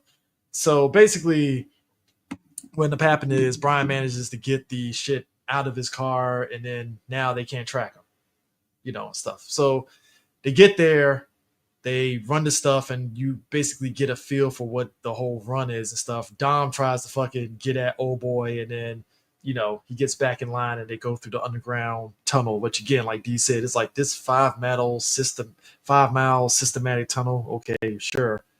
They get out there, and that's where Dom pretty much lets his anger take over, rightfully so, because he knows Laz Lonzo killed Letty, pretty much. And that's where Dom. Well, actually, Dom before that actually opens up the NOS in his car before getting out, because he's already planning on pretty much going all out and attacking and stuff. And that is pretty much sort of the diversion for him and Brian to get away with Braga's drugs. So to speak. Son, when he decided to crack off, like was it? He let out the gas cap, and nobody steals that shit. No, and then press the button on the cigarette lighter. I was like, oh, we know what's about to go down. I'm like, this man is creating probably the greatest movie diversion ever of having the cigarette lighter pop open with the open gas, and you managed to make all 4 cars blow up. I mean, it's a domino effect, even though that's not how explosions fucking work. But sure, we Who knew that one car blows up just from being next to another car? so yeah. So Brian, so it was funny because I like how Ving was telling Lance Lonzo he looked under the hood of his car. And he's like, "Motherfucker, you looked under the hood of my car?" And he was like, "Yeah, I'm like, yeah, I did. what up?" 72 Plymouth. Her name was Letty. What? Huh, I don't know no Letty. No, he said, do you remember? Like, do you remember her face? Because I do. And the last time I saw it, it was burning. It's the most diabolical ass shit ever. I'm like, you're gonna tell a newly powered up superhero Vin Diesel. It's like, all right, cool. Perfectly tuned, perfectly calibrated Vin Diesel. You're gonna tell heat mode activated Vin Diesel. Did you just say heat mode activated, sir? Yes, because dude, Fast and Furious 4 gave Vin superpowers. Yeah, he did. This movie was the start of Vin having superpowers throughout this entire franchise. Now, did you mention where the dude's like, "Get the fuck out of my place," and he dropped that engine on him, grabbed the Man, that Like I being said, and this is why I told you, this is my own little theory. His super juice is the Coronas. I actually believe the power comes from the tank top. I truly think maybe in this movie. It's not. I truly think I Haynes refuse. put something inside of the white It's thing. not. Look, I let your theory go. Let mine go. Okay. I'm just telling you it's not, D, because listen, that theory falls apart because when he's in Brazil, was it sleeveless black shirt Vin Diesel, hopping from favela to favela? Come on now. Fair. Harris. I'm enjoying that you're using the vocabulary words, actually. Second of all, more importantly. Well, see, you have to use big vocabulary words because this movie does not deserve the big vocabulary words. What are you talking about, Chris? This movie had me intrigued the second it started because of the deep, emotional, and heart-grabbing story. It did stuff to us. I'm about to say, D, are you talking about the Italian Job? Ron Carr movie. Speaking of cars, apparently the new Subaru hatchback is the 10-second car that I didn't know I needed. That being said, yeah, who knew? Yeah, the Subi. First of all, that was the promotion for that car, wasn't it? The Subi STI, the STI hatch. Yeah, the STI hatch. That was the premiere of the STI hatch, right? Yeah, it was. Yeah, because obviously these fast movies also premiere new cars. You know what I find hilarious though? Mm-hmm. That movie didn't push any of them cars on the street. Well, the GTR to a degree. No. I'm talking about that Subi. Remember, that Subi was like, this is like the new hero car. Dude, nobody bought that car. Because you know what it is? Here's the problem. Because everybody thought it was a Scirocco or a Golf. But you know what? Here's the problem with that. Here was my problem with them trying to do that. It's like you've already established pretty much since Too Fast, Too Furious that the Skyline is Brian's hero car. You can't push the Subaru STI as his new hero car because it just doesn't fit him because even as a character, that car doesn't fit Brian. I'm gonna say in Brian's case, the Subi hatch in this movie, that was his RX-7 that Vin had. Yeah, it was a car that you had in one movie and we never see it again. It was the most temporary fucking hero car because that shit got wrecked in the fucking damn final fucking showdown and shit. So you already knew that wasn't coming back in the next movie because sure as shit, what happens in the next movie? We got 2 iterations of the Skyline that pops up in the next movie. That motherfucker was balling through them. He was balling through those El Chapo tunnels, niggas. So you know what? Yeah. And I take it. You know what? I'll take it back. There were people that did buy that car, but you had more people that went for the 2015 Subaru WRX. I was about to over the hatch. I was about to say, you have to wait a half a decade for them to hop on that joint. I mean, because it's like I like the WRX, but I did like the STI hatch, though. I ain't gonna lie. I understood why nobody got it. Let me put it that way. I'm not a Subaru It fan. could be because of the but I design of understand why it, so nobody I didn't get it. want it. Yeah, I mean- again, because it looked like every other hatchback. It looked like the Mazda 5. To Now, me, you it wanna looked know- like, and to me, like I said, I stand by it. To me, it looked like it actually looked like a Volkswagen hatchback to me. With the like Like I said, it looked like a Golf. It looked like a Golf. It looked like a Rabbit, a Passat, a Scirocco. It looked like one of them. It didn't look like what it was, man. Ciroc with edge, more speed. I will say. Hey, look. I will say that Scirocco's anyone get is fast, nigga. Don't. anyone that's looking for the WRX that CB hatch from 2009, yeah, you're gonna be looking for that one because I saw what they tried to do with it in current year. Gross. It's an SUV at this point. Yeah, you know, They do that to a lot of them. I mean, it's cool. It's cool. Like D said, Brian really. I mean, Dom literally almost landing a dude's engine on his face to get answers is kind of funny in a way. It's like Again, that's some Batman stuff. So fear of God shit. But nah, I like how. That's why I said this movie gave him his superpowers. I like how Brian literally has the truck, has the H2 in the LA impound. Makes sense.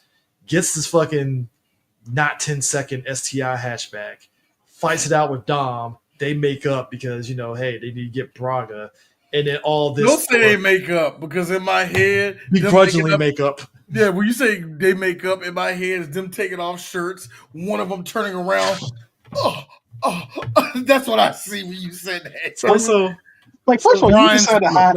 Brian's the one that turn around. If that makes you feel better. First of all, when you decide to hide $1.2 million or $2 million worth of drugs in an impound, in a police impound lot. LA impound at that. I mean, smart. That's the last place anybody's gonna look. Yeah, that's true. I mean, and you were able to get a car out of there too. I'm just laughing at how they go through the whole thing of we're gonna meet with Braga as Brian's girl is finally getting the countdown on who the prints are, and I'm like, yeah, that's very convenient. You mean to tell me after you gave him the prints, it took you that goddamn long to lock down the prints off that shit? I'm mad that not only did he was locked down, they went right to go in. Like, but we didn't get easy, chill. I don't care. Do it anyway. Because they don't like Brian. And just as that happened, guess what's coming through the wire? That's not Braga. It's not him. Oh, of course. You find out it's Ortiz. Ortiz's character is actually the real Braga. And like he does Campos. that. That man went with the code name Campos. I'm like, all right, movie, sure. Campos is Braga. Like, oh no. Oh my God! No, we're about to make a mistake. So basically, Brian. No, wait, can I say the line real quick? Wait. Let me say the line.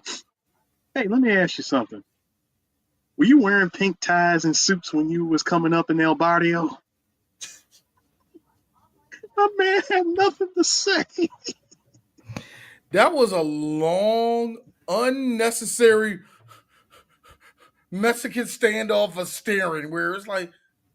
You thinking what I'm thinking? He ain't Braga. Dog, I just like how Brian and Dom, being the heroes of the movie, decide to go with the most batshit insane idea. We're going to go to the actual country, kidnap this man who has like 50 to 100 people deep. A literal army. A little army. And we're going to corner him inside the church as he goes there every Sunday at 9 a.m. to pray. And we're going to... you know what I call that? You know what I call that?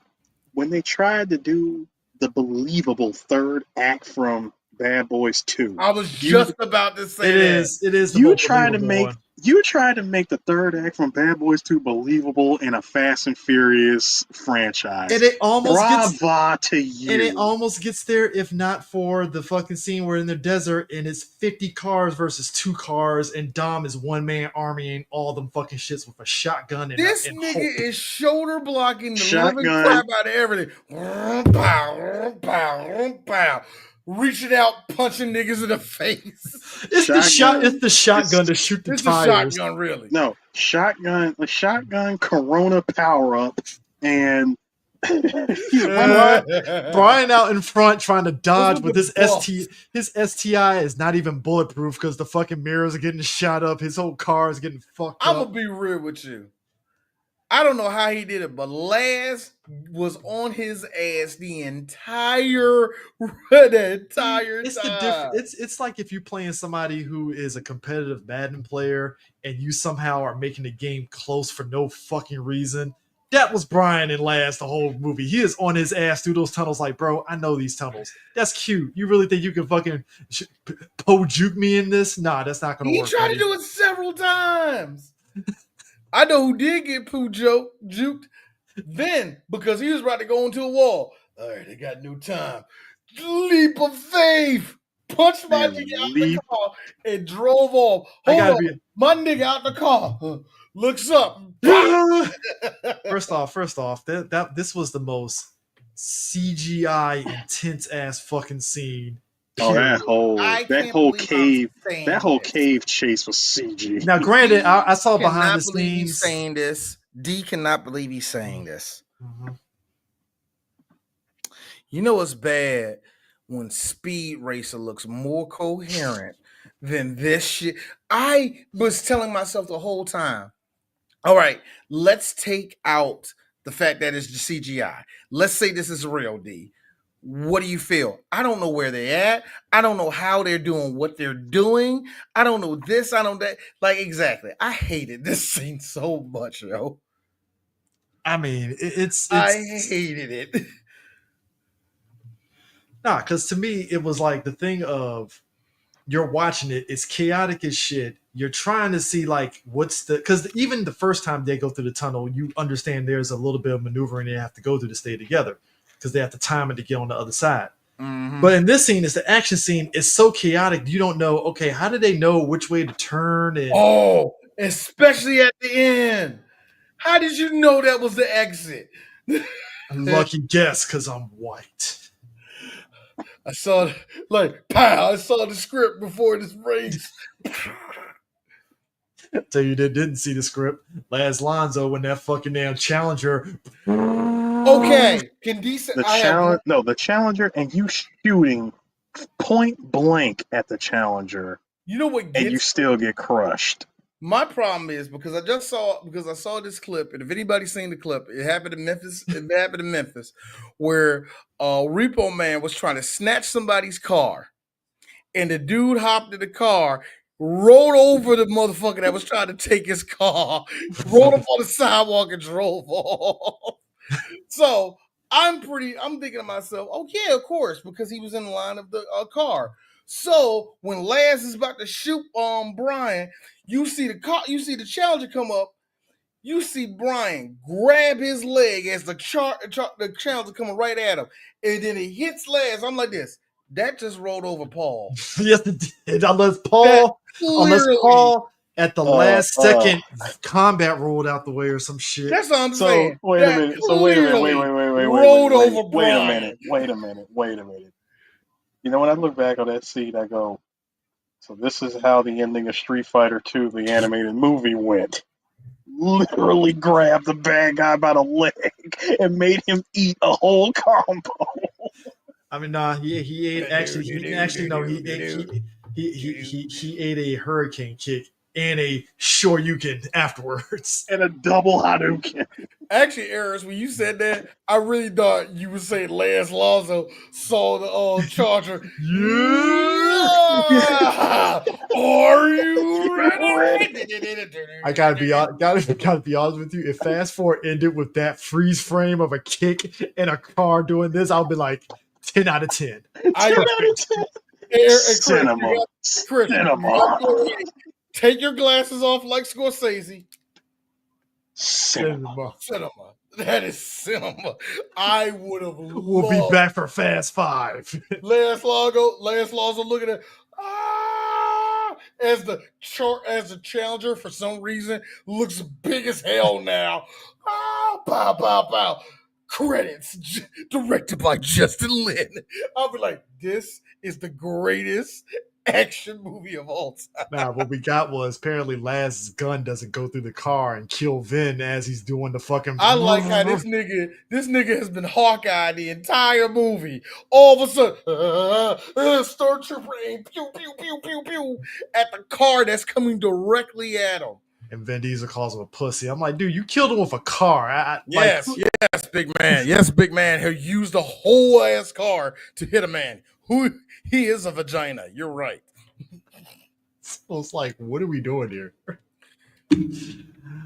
Oh my god, man. So yeah, basically, they get Braga, get him in custody, and Dom is in the court, and Brian is sitting up there with old girl, and he's all like, all right, this Dom is coming home, and by the way, real quick, y'all, that weird scene with him and Jordana Brewster just starts fucking around the end of the movie was just weird to do. Well, he has 3 days of retirement, so you gotta get the obligatory sex scene in there, because Yeah, I just wanted to throw that out there. It was just like when I saw her sitting on the counter, him taking off his shirt. Here's me.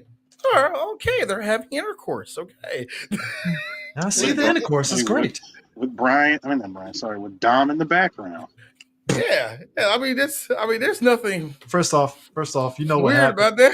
First off, Dom was like, "I'll give you guys a little time." And also, Eris, you know how D is, because I ain't shit. Yeah, Paul Walker, have fun banging that hot Jordana Brewster. Shut up! I don't like any more than you. You don't like Jordana Brewster, sir? Dude, it ain't. Look, Chris. It ain't 2005. Shut up. Stop. You mean 2001? It ain't 2000. Thank you, Eris. It ain't 2001 no more. All right, man. I forgot Jordana. This is not Steven. Look, this is not Steven Weber in the 80s. This is Steven Weber in the 2000s. Okay. I think it is wild for a woman that's like half Brazilian, half white. Like, it's like the white part of her is just oozing out of her way more than the Brazilian part of her. I agree. That's kind of crazy to me. Nah, it just kind of shocked me because when somebody pointed out, oh yeah, her mom's Brazilian, I was like, I don't see a speck of Brazilian in her. Like, goddamn, like her mom kept all of it. That's a white woman, nigga. Yeah, I know. That's what I'm saying. Like, her dad's white. That's why I was like, huh. All right, cool. But nah, like him and Jordana, they're sitting behind there, and Dom is being sentenced, and he was like, and like Sue said, the judge is like, yeah, one good deed doesn't erase all the fucked up shit you do. So, yeah, life in prison with no parole. This movie makes so many references to the first movie. Like that moment, for example, when Vin said, I spent 2 years in Lompoc, I'll die before I go back. And fast forward to this movie, the judge gives him life in Lompoc. Yeah, and as Vin got that I was going to mention also during that, because we only mentioned briefly about the Mexican the shenanigans in Mexico of stealing the gas and all that stuff. The cops apparently raided all the garages and all the crap looking for Dom, and that's when Dom just breaks off the team that he had and tells everybody, hey, go your separate ways. And again, we keep getting that reference from Han in that movie. I heard they're doing some crazy stuff out in Tokyo. I think I'll go check it out. And I'm like, but he never went. I cracked up. I was like, because I was like, connection. No, connection. For me, it's like, no, he still didn't go to Tokyo. He didn't. He didn't go to Tokyo. You get the fifth movie. Still didn't go to Tokyo. Well, because they literally... Eris, it took 3 movies. I'm starting to think that this storyline is kind of fractured and everywhere. What are you talking about? And I said it again. It took him 3 movies to finally go to Tokyo. Because here's the thing. You end up realizing that the order of these movies is 1, 2, 4, 5, 6, then Tokyo Drift, then 7, 8, 9, and onwards. And it's like, wow, that's a real roundabout way to get back to Tokyo Drift through the end of 6. All right, sure. Would Dom be considered a terrorist or a crime ring? Crime ring. Yes! I say a crime ring. No, it's yes. It's just yes. Both of them. It's just yes. He's on a list. That's all you need. I don't know. After Fast Five, he's a terrorist at that point because you don't drag a fucking safe through fucking Brazil, and that's terrorist activity. You rip up an entire city dragging a safe out of a corrupt police station. Well, apparently one good cop sounds about right. And then you come up with a highly believable storyline that your tech guy, Tej, decides to order the exact same safe just so they can pull the switcheroo. Because Tej had another life before he met these guys. So. All right. According to two different sites I went to, it's the Fast and the Furious, Too Fast, Too Furious, Fast and Furious, then Fast 5, Fast and Furious 6, then Tokyo Drift, then then Furious 7, then Furious 8. I mean, the Fate of Furious, then Hobbs and Shaw, then F9, and then Fast 10. Mm-hmm. I guess I'm going with that. I guess. Yeah. And the way that Hobbs and Shaw ended, we getting a sequel or nah? Yeah, apparently we are. We actually are. I don't want no. God, why? I do. I want to see more Rock and his wacky family and Roman Reigns spearing somebody. Chris. What are you getting out of this? Fun. No, shut the fuck up. No, stop. Fun. What are you getting out of this? Fun. Don't you say fun. Fun. Don't you use no vague words of magic. It's not vague words. These are facts. I want to know who is this super secret high tech organization that's after Hobbs. Like they know who he is. That's what I'm talking about. Which I am pretty sure. Shadow organization. Give they're going to pull out of their butt. No, what Fast and Furious dark Illuminati is after Here's these people? Here's the dirty secret. I guarantee you this next Hobbs and Shaw movie, because apparently this is the one that takes place before Fast. No, it's after. We're not doing a prequel again, are we? So I guarantee you, it is somebody that's connected to Jason Momoa's character. Of course. Probably. Yeah, it's his cousin. Yeah, some goofy shit like that. Which, by the way, if you told me Momoa as Joker in Fast 10 was great, I would have told you to get the fuck out of my face. But it's great. And I said it to you when we saw the movie, bro, Jason Momoa was the Joker this entire movie. Nah, fuck all that, yeah. Let's just call it what it is, man. Let's just be real. We need Hauser back. Well, Hauser came back, didn't he? Carl Hauser come back. Then he came. You know the one that was in the second movie. Carter Verone.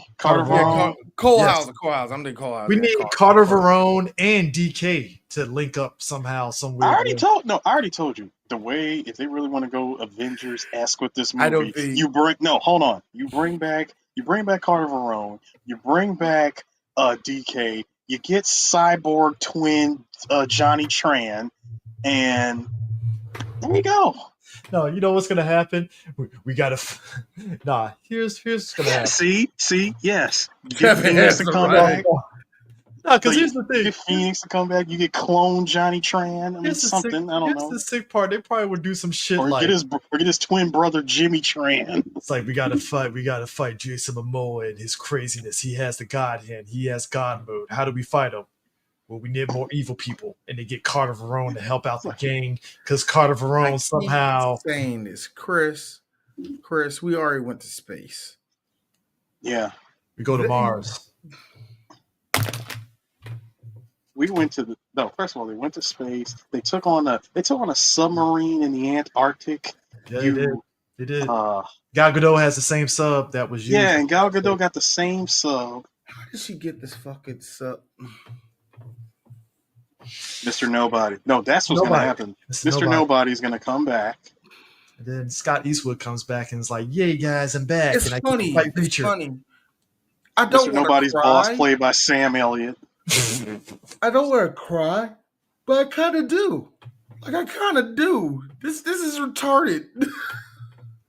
Look, man, not as retarded as. Look, let me tell you something, folks. The ending to Fast and Furious, I remember sitting there in the theater, and Eris was right there. Sue was right there, and he was laughing. So Vin is on the bus going back, and we see the NSX. We see Brian in the Charger, and we see Don Omar and Tejo in the on the IROC Z, and basically they clearly about to bust Dom out. And I remember like, oh shit, this is how they're gonna end. They're gonna bust Dom out and then credits, right? Nah, they just speed up in front of the bus and credits, and I'm like, no, you can't. Is there after credits from this? After credits? Directed by Jason Lin. That was by Justin Lin. That was always so. I was feeling some way because it's like, because again, you got to realize this was the point where when it came to movies, we didn't know if we were going to get another one. We didn't know. I mean, I guess you could say they probably were going to go full tilt and doing Fast Five, but we didn't know what the fuck that was going to look like. There was no guarantee. And the fact that we had to wait 2 years. And that was the thing, because it ain't like now where stuff gets greenlit automatically as a sequel because they want to keep the franchise going and stuff. This was like uncertainty, basically. Especially when you end Tokyo Drift off with Dom and fucking old boy racing, and that was the end of that movie with that team. And you know what? And a crime against humanity. We still didn't see that race. Well, we sort of did. Vin won. No, we didn't. No, we didn't.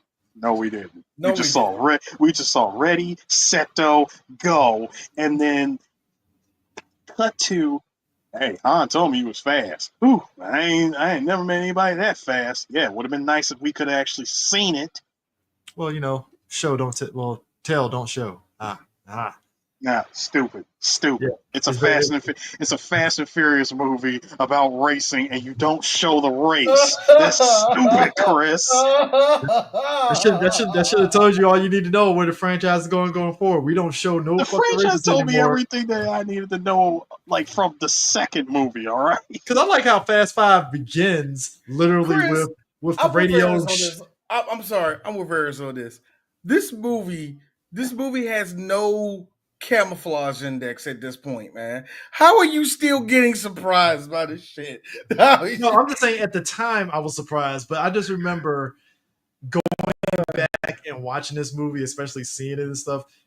You kind of watch it and you see like why some people kind of see it as sort of the weak series, and even though most people say Tokyo Drift is, but it's kind of like, all right, I kind of see why it's kind of sort of forgettable a little bit in the timeline, because it's like it didn't have some, like Tokyo Drift had Han, obviously. That's the thing that grabbed you, right? Fast and Furious was just like, hey, the gang is back again, and that was it. That was really what Fast and Furious was. It was just bringing the gang back together for another random shenanigans. But it was really Fast Five that put it up there on the map on franchises, basically. Kind of like the Fast and Furious is the pregame, essentially. I'm sorry, Chris. I hear a lot of standing, and it's okay. I really do. I'm gonna keep it real for you, Chris, and I mean this as much as possible. This is the weakest one because people don't talk about it. No, that's what I'm saying. It's shocking considering. That's what I'm saying. Shocking considering people felt Tokyo Drift was the weakest. Hold on, and I'm not done. Tokyo Drift is down there too because people just don't like it. Nah, people didn't like. No. I will say that, but I will say there's a lot of revisionist history. See, no. I'm not adding revisionist history. I'm leaving that out of this conversation. Yeah, but I was gonna say when it came out, people didn't like it because there was nobody there. The yeah, first, of course. Yeah, from the first two movies. However, as time has passed, people love Tokyo Drift. I call bull. I understand that, but I say no for only one reason. The reason why people still don't watch it is because of what you just said, Chris. Yeah, because nobody from the previous. Nobody's in it. Oh, now hold on. Now give me a second. Connective tissue to all the rest of them. Yeah, it's the least one. But give me a second here. If they went with an anthology of just being a Fast and Furious storyline that's not like deeply connected to anything, it's just a series of movies. This I could have seen getting a sequel in some kind of way because it was originally supposed to be just a straight up spinoff. Like of the franchise, because think about it. You could have kept this going. You could have kept the Tokyo story going. Yeah, but it didn't. That's I what I'm know, saying. and I know it didn't because To of the this test day- audience, and they threw in Vin Diesel. He pretty much commandeered the entire franchise from here on out. It doesn't really. My point is this, though. My point is that the pretty much the first four had its own set of. That's actually probably the best example. Much like the Halo series, but when the last Halo game came out, what they found out was they had two sets of fan bases. The first fan base were people that were there from the very beginning, so they saw Halo as one thing. The other half was all the people that showed up there when it went from Bungie to the other studio. 314, 343, whatever their name was. But those people knows those line of games, and that's all they know. So they had no choice they had to find a way how to appease both sides. So yeah, the same that when it got to the Fast series, the split off to me was 5. Because there's a lot of people that believe the first 5 are the best one, and everything after that was trash. And then we got people who are like, yeah, the first 5 were cool, but did you see the rocket ship? Huh? Did you see it? Did you see it? That's how they, so you have two fan bases who are yelling at each other. One half going, can we calm it down? And the other half going, give me my porn. So it's going to be a split right there. And I think that the first 5, especially 4 and 3, is going to have to take that hit. Unfortunately, it's going to have to take the hit as the 2 movies that nobody really likes like that, which is very interesting to me because it's very interesting to me in the sense of how the quality is now compared to those 2. Because 4, as much as I don't like 4, oh my God, I missed how this felt. I actually missed how this felt before I had the knowledge of, oh my God, there's going to be a scene where a tank comes crashing down on a bridge and the bridge does not give way. Sir, I don't know. We don't know that yet. Sir, we don't know that yet. That is solid building. Okay. But that's what I'm saying. We didn't know how wacky this was going on the rest you're of talking, You're talking about somebody who foot stomped concrete and caused a whole parking garage to go down. Fast 7. Sir, physics. Fast 7. Physics. Fast 7. You don't believe in physics. You got family on your side. Fast 7. No. Actually, Chris, you said it. No, wait, D, hold on. Chris, you said that wrong. First of all, it's not about that. It's not about family. It's the one thing about street fights. The streets always win. Go ahead, D. Fast 7 actually might be, pound for pound, the actually worst movie of the whole series. And I have seen people that will pick up pitchforks, guns, and throw their baby at you because they love 7 so much. So so from here on out, we're about to have fun with this series. I'm dead serious about that. We're about to have real fun with this series because I'm not holding back at this point because everything before this shit, revisionist history. Why are we so bad at this? Lucas Black is dry, but he wasn't that bad. You know what I mean? It's cool. Everything from here on out, no, it's retardedness. Just madness, complete madness, and I'm ready for it. So that's all I had to say, man. I get why. But here's one thing I will ask, though, just real quick. I'm not saying that you guys are very defensive of it, but I noticed with this movie, just like 3, there is this level of fuck you, these movies are good. Is it because y'all really believe in these movies? Just being real. I think for me, this is not knocking y'all. This is what I really want to know. It's just one of those things where I can appreciate they just stayed committed to just what the fucking series, just how wacky it is, and they just didn't care. And I don't think they went into it with the whole idea of like, we're just want to make a shitty thing. It was like, no, we got the story. This is the story we're telling, and hey, take it or leave it. No, it's very simple, dude. I'm gonna take the Austin O'Brien line from Last Action Hero. Say, D, these are the sequels. They're supposed to be stupid. Yeah, that too. And this is why, Eris, this is your forehead. Thank you. Thank you. What D has always been doing in 3 Black Geeks is trying to convince Chris, just say it's dumb, Chris. And Chris like, no, it's not. Eris go, D, it's not dumb. it is classically trained to be stupid. I'm like, thank you. That is all it is. Yeah, Like- it's trying to be anything but what it is. That's all it is. It's legit like dumb. I mean, every single one of these movies has to prove its point by how much dumber they can get. Boy, it's like the brains of these movies are just like a flexing muscle and nothing more. Real quick, since Oh, Matt yeah, did bring it up, this yeah. movie soundtrack Yeah, the soundtrack was like D said, a lot of very Daddy Yankee. 2009-ish. Very Miami. I like the fact that MIA is on this soundtrack needs to tell you Heck, everything. is you remember when MIA was a thing? All I want to do is pop, pop. Remember when we was like, remember we was like, yo, MIA, you cool as hell. And she was like, yes, I'm Sri Lankan, not black.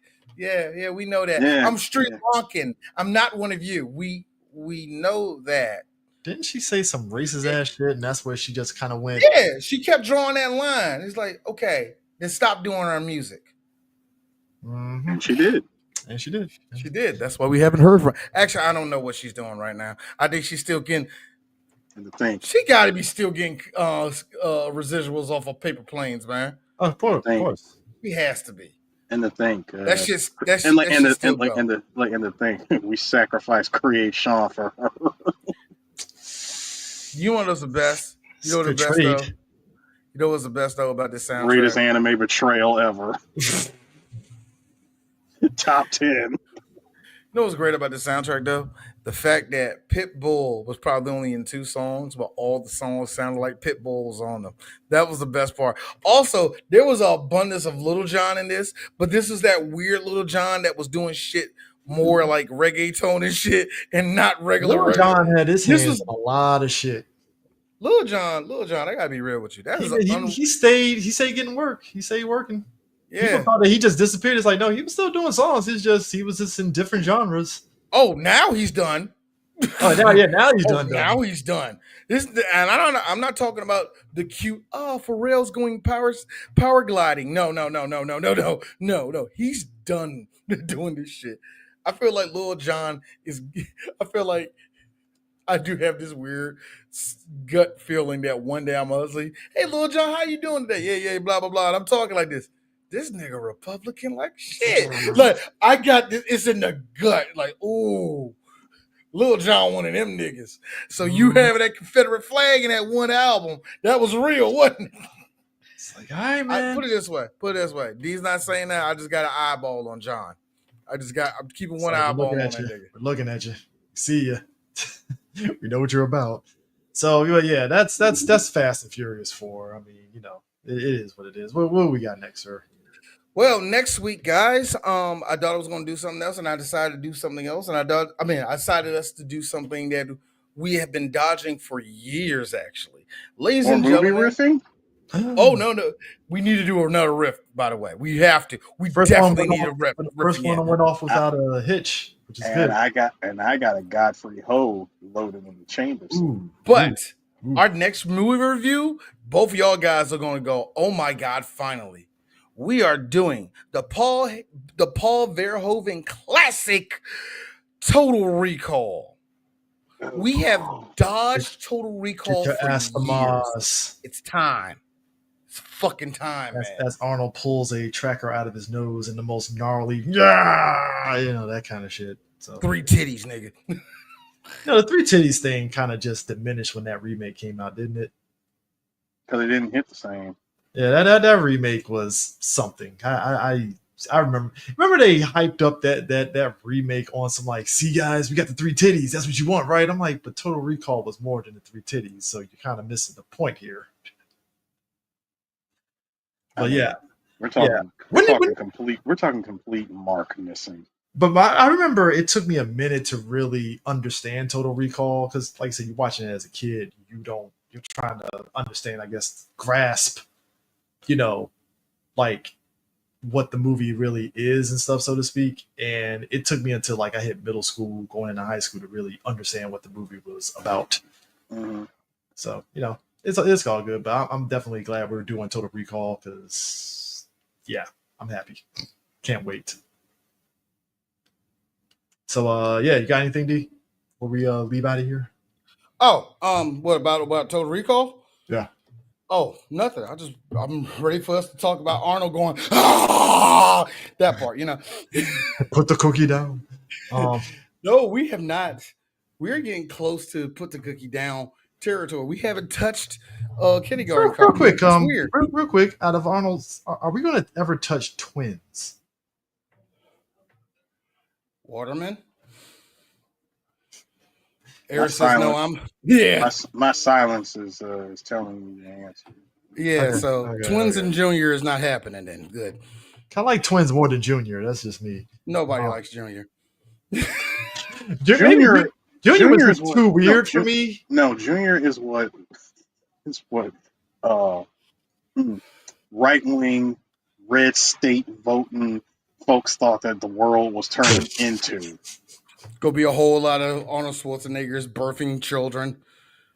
That's Which what they would- thought. what That's what gotta they, be. that, no, that's what they Be the thought. That's what they main thought thing the country. That's what they thought the country was going in the direction of under the Biden administration. I mean, I whatever. like how Donald Trump literally told That everybody. movie would be, if that movie was released today, that movie would have been screened woke a million times over. Where did our Arnold Schwarzenegger go? He's not manly. This was see what they did. They feminized him. Yep. They feminized him.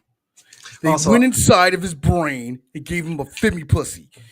I like how out of all the Republicans, and I'm putting that in quotes here, Arnold is the only Republican to basically be like, why do you guys love Nazis? I don't understand this. That's because he grew up. Because remember, he grew up with his dad being one. He also grew up sympathizing with them until one day living in America. What the fuck is wrong with me? They're the bad guys, and he justified it because that was. I his grew up in dad. Austria. And I like, you know what? In a weird way, I understand where Arnold was coming from. That was my dad. I loved him. So of course, I see my dad doing something negative. I'm going to try to justify that shit. But no, it was wrong then, and it's definitely wrong now. mhm. And I don't want to live that way. And I give Arnold that thing, man. Hey, that's difficult. I will say, I really Oh, it has to understand. be difficult. It's difficult for white people to not only cope with that shit, but then to turn yourself out of that corner. Now, is Arnold all the way woke? Probably not, but he ain't a Nazi. That's the bare minimum. It's like Jesus. The bare minimum is that. What do you think of black people? I think they are fine. What about the Jews? The Jews? They okay. Yeah, that actually takes work for some niggas. So I applaud them for that. Yeah, but whatever. But But yeah, yeah, I really wanted us to do Total Recall. No, not to hurry up and get to that weird remake. The remake to me could have I worked. get what it was trying to do, but I think the advertising, like I told before you The stepped advertising away, killed it. Yeah, you're right. what I told you was we stepped off. I like how everybody was doing this whole, see, we got the 3 titty lady. It's cool, right? I'm like, It's all coming Yeah. back to it. What about the Quado? See, the Quado is different in this one. it took away the element that we like, Quado. Yeah, he was like all mucusy. And this one is like clean and shit. Yeah, Total Recall was definitely one of those like it was that sci-fi that had that very sort of like this is what they thought the future was going to look like kind of vibe to it and stuff. Yeah. Even though now we're getting those elements and stuff like the video call kind of stuff and things like that, but it was a very dirty sort of future on Mars and Mhm. just the way it looked and stuff. And now it's like the opposite because we get clean future now, and stuff. And that's the weird thing. I think clean future, you can do clean future, but you have to do clean future with what's the underbelly. Yeah. You know, like Demolition Man. Yeah, thank you. Demolition Man was probably the best example of that. This is clean. Let's dig 2 inches under the surface and see what happens. Oh, the sewers. That's why they don't go in the sewers because Man, there's a crazed Dennis Leary down there just talking. eating rat burgers. Dennis Leary and the Duster. I don't think he has anything important to say to us. Let's get the fuck out of here. eating fucking rat burgers, and it's like, all right, cool. All right, in a Budweiser. I mean, who knows? Who knows? It might be all right. Put some hot sauce on it. It might be all right. It might be. Hey, look, don't knock it till you tried it. well, While in guys, Rome, well, while in guys, Rome. It's like a let's rat, be- like well, rat let's- burger, huh? I was like, all right, I'll take one rat Sir. burger, hold the tail. Sir, we are in unprecedented times. We might be getting to that point where the New York rat population might drop because egg prices and grocery prices going up. So now rat burgers on the menu. We here at McDonald's said, what if we can reuse our own pest? Well, ladies and gentlemen, the double rat burger available at all McDonald's. There's gonna be 4 or 5 of them niggas. You had that rat burger yet? That junk tastes good, man. Real. Now look. Gotta put some sweet and sour sauce on that bitch, but it's good though. Sir. You gotta cut it with something. Sir, we're in DC. Gotta put some mumbo sauce on it. Gotta put. No. Capital City mumble sauce. Actually, guys, hold on. See, that's where you're wrong, Chris. We've been putting a mumbo sauce on rat for years down here. If you had a carry out once. And that thing and the wings were a little bit too big. Ben, you both went on and look. You know what? Hey, that shit's down to the bones though. Once it's all said and done. Yes, it is. One more thing. Yes, Brian, we did do the Highlander anime. We did it. We did it in 2016, 17. I'm not really sure, but we did the whole Highlander franchise, and that was a part of it. So we definitely did do that. Yeah. So yeah. But yeah, Total Recall. That's gonna be funny. Yeah. So we see you guys next week. Peace Oh, out. keep an eye out on that riff, the riff track we're gonna do. Keep an eye on that. We're gonna do. We definitely want that. All right.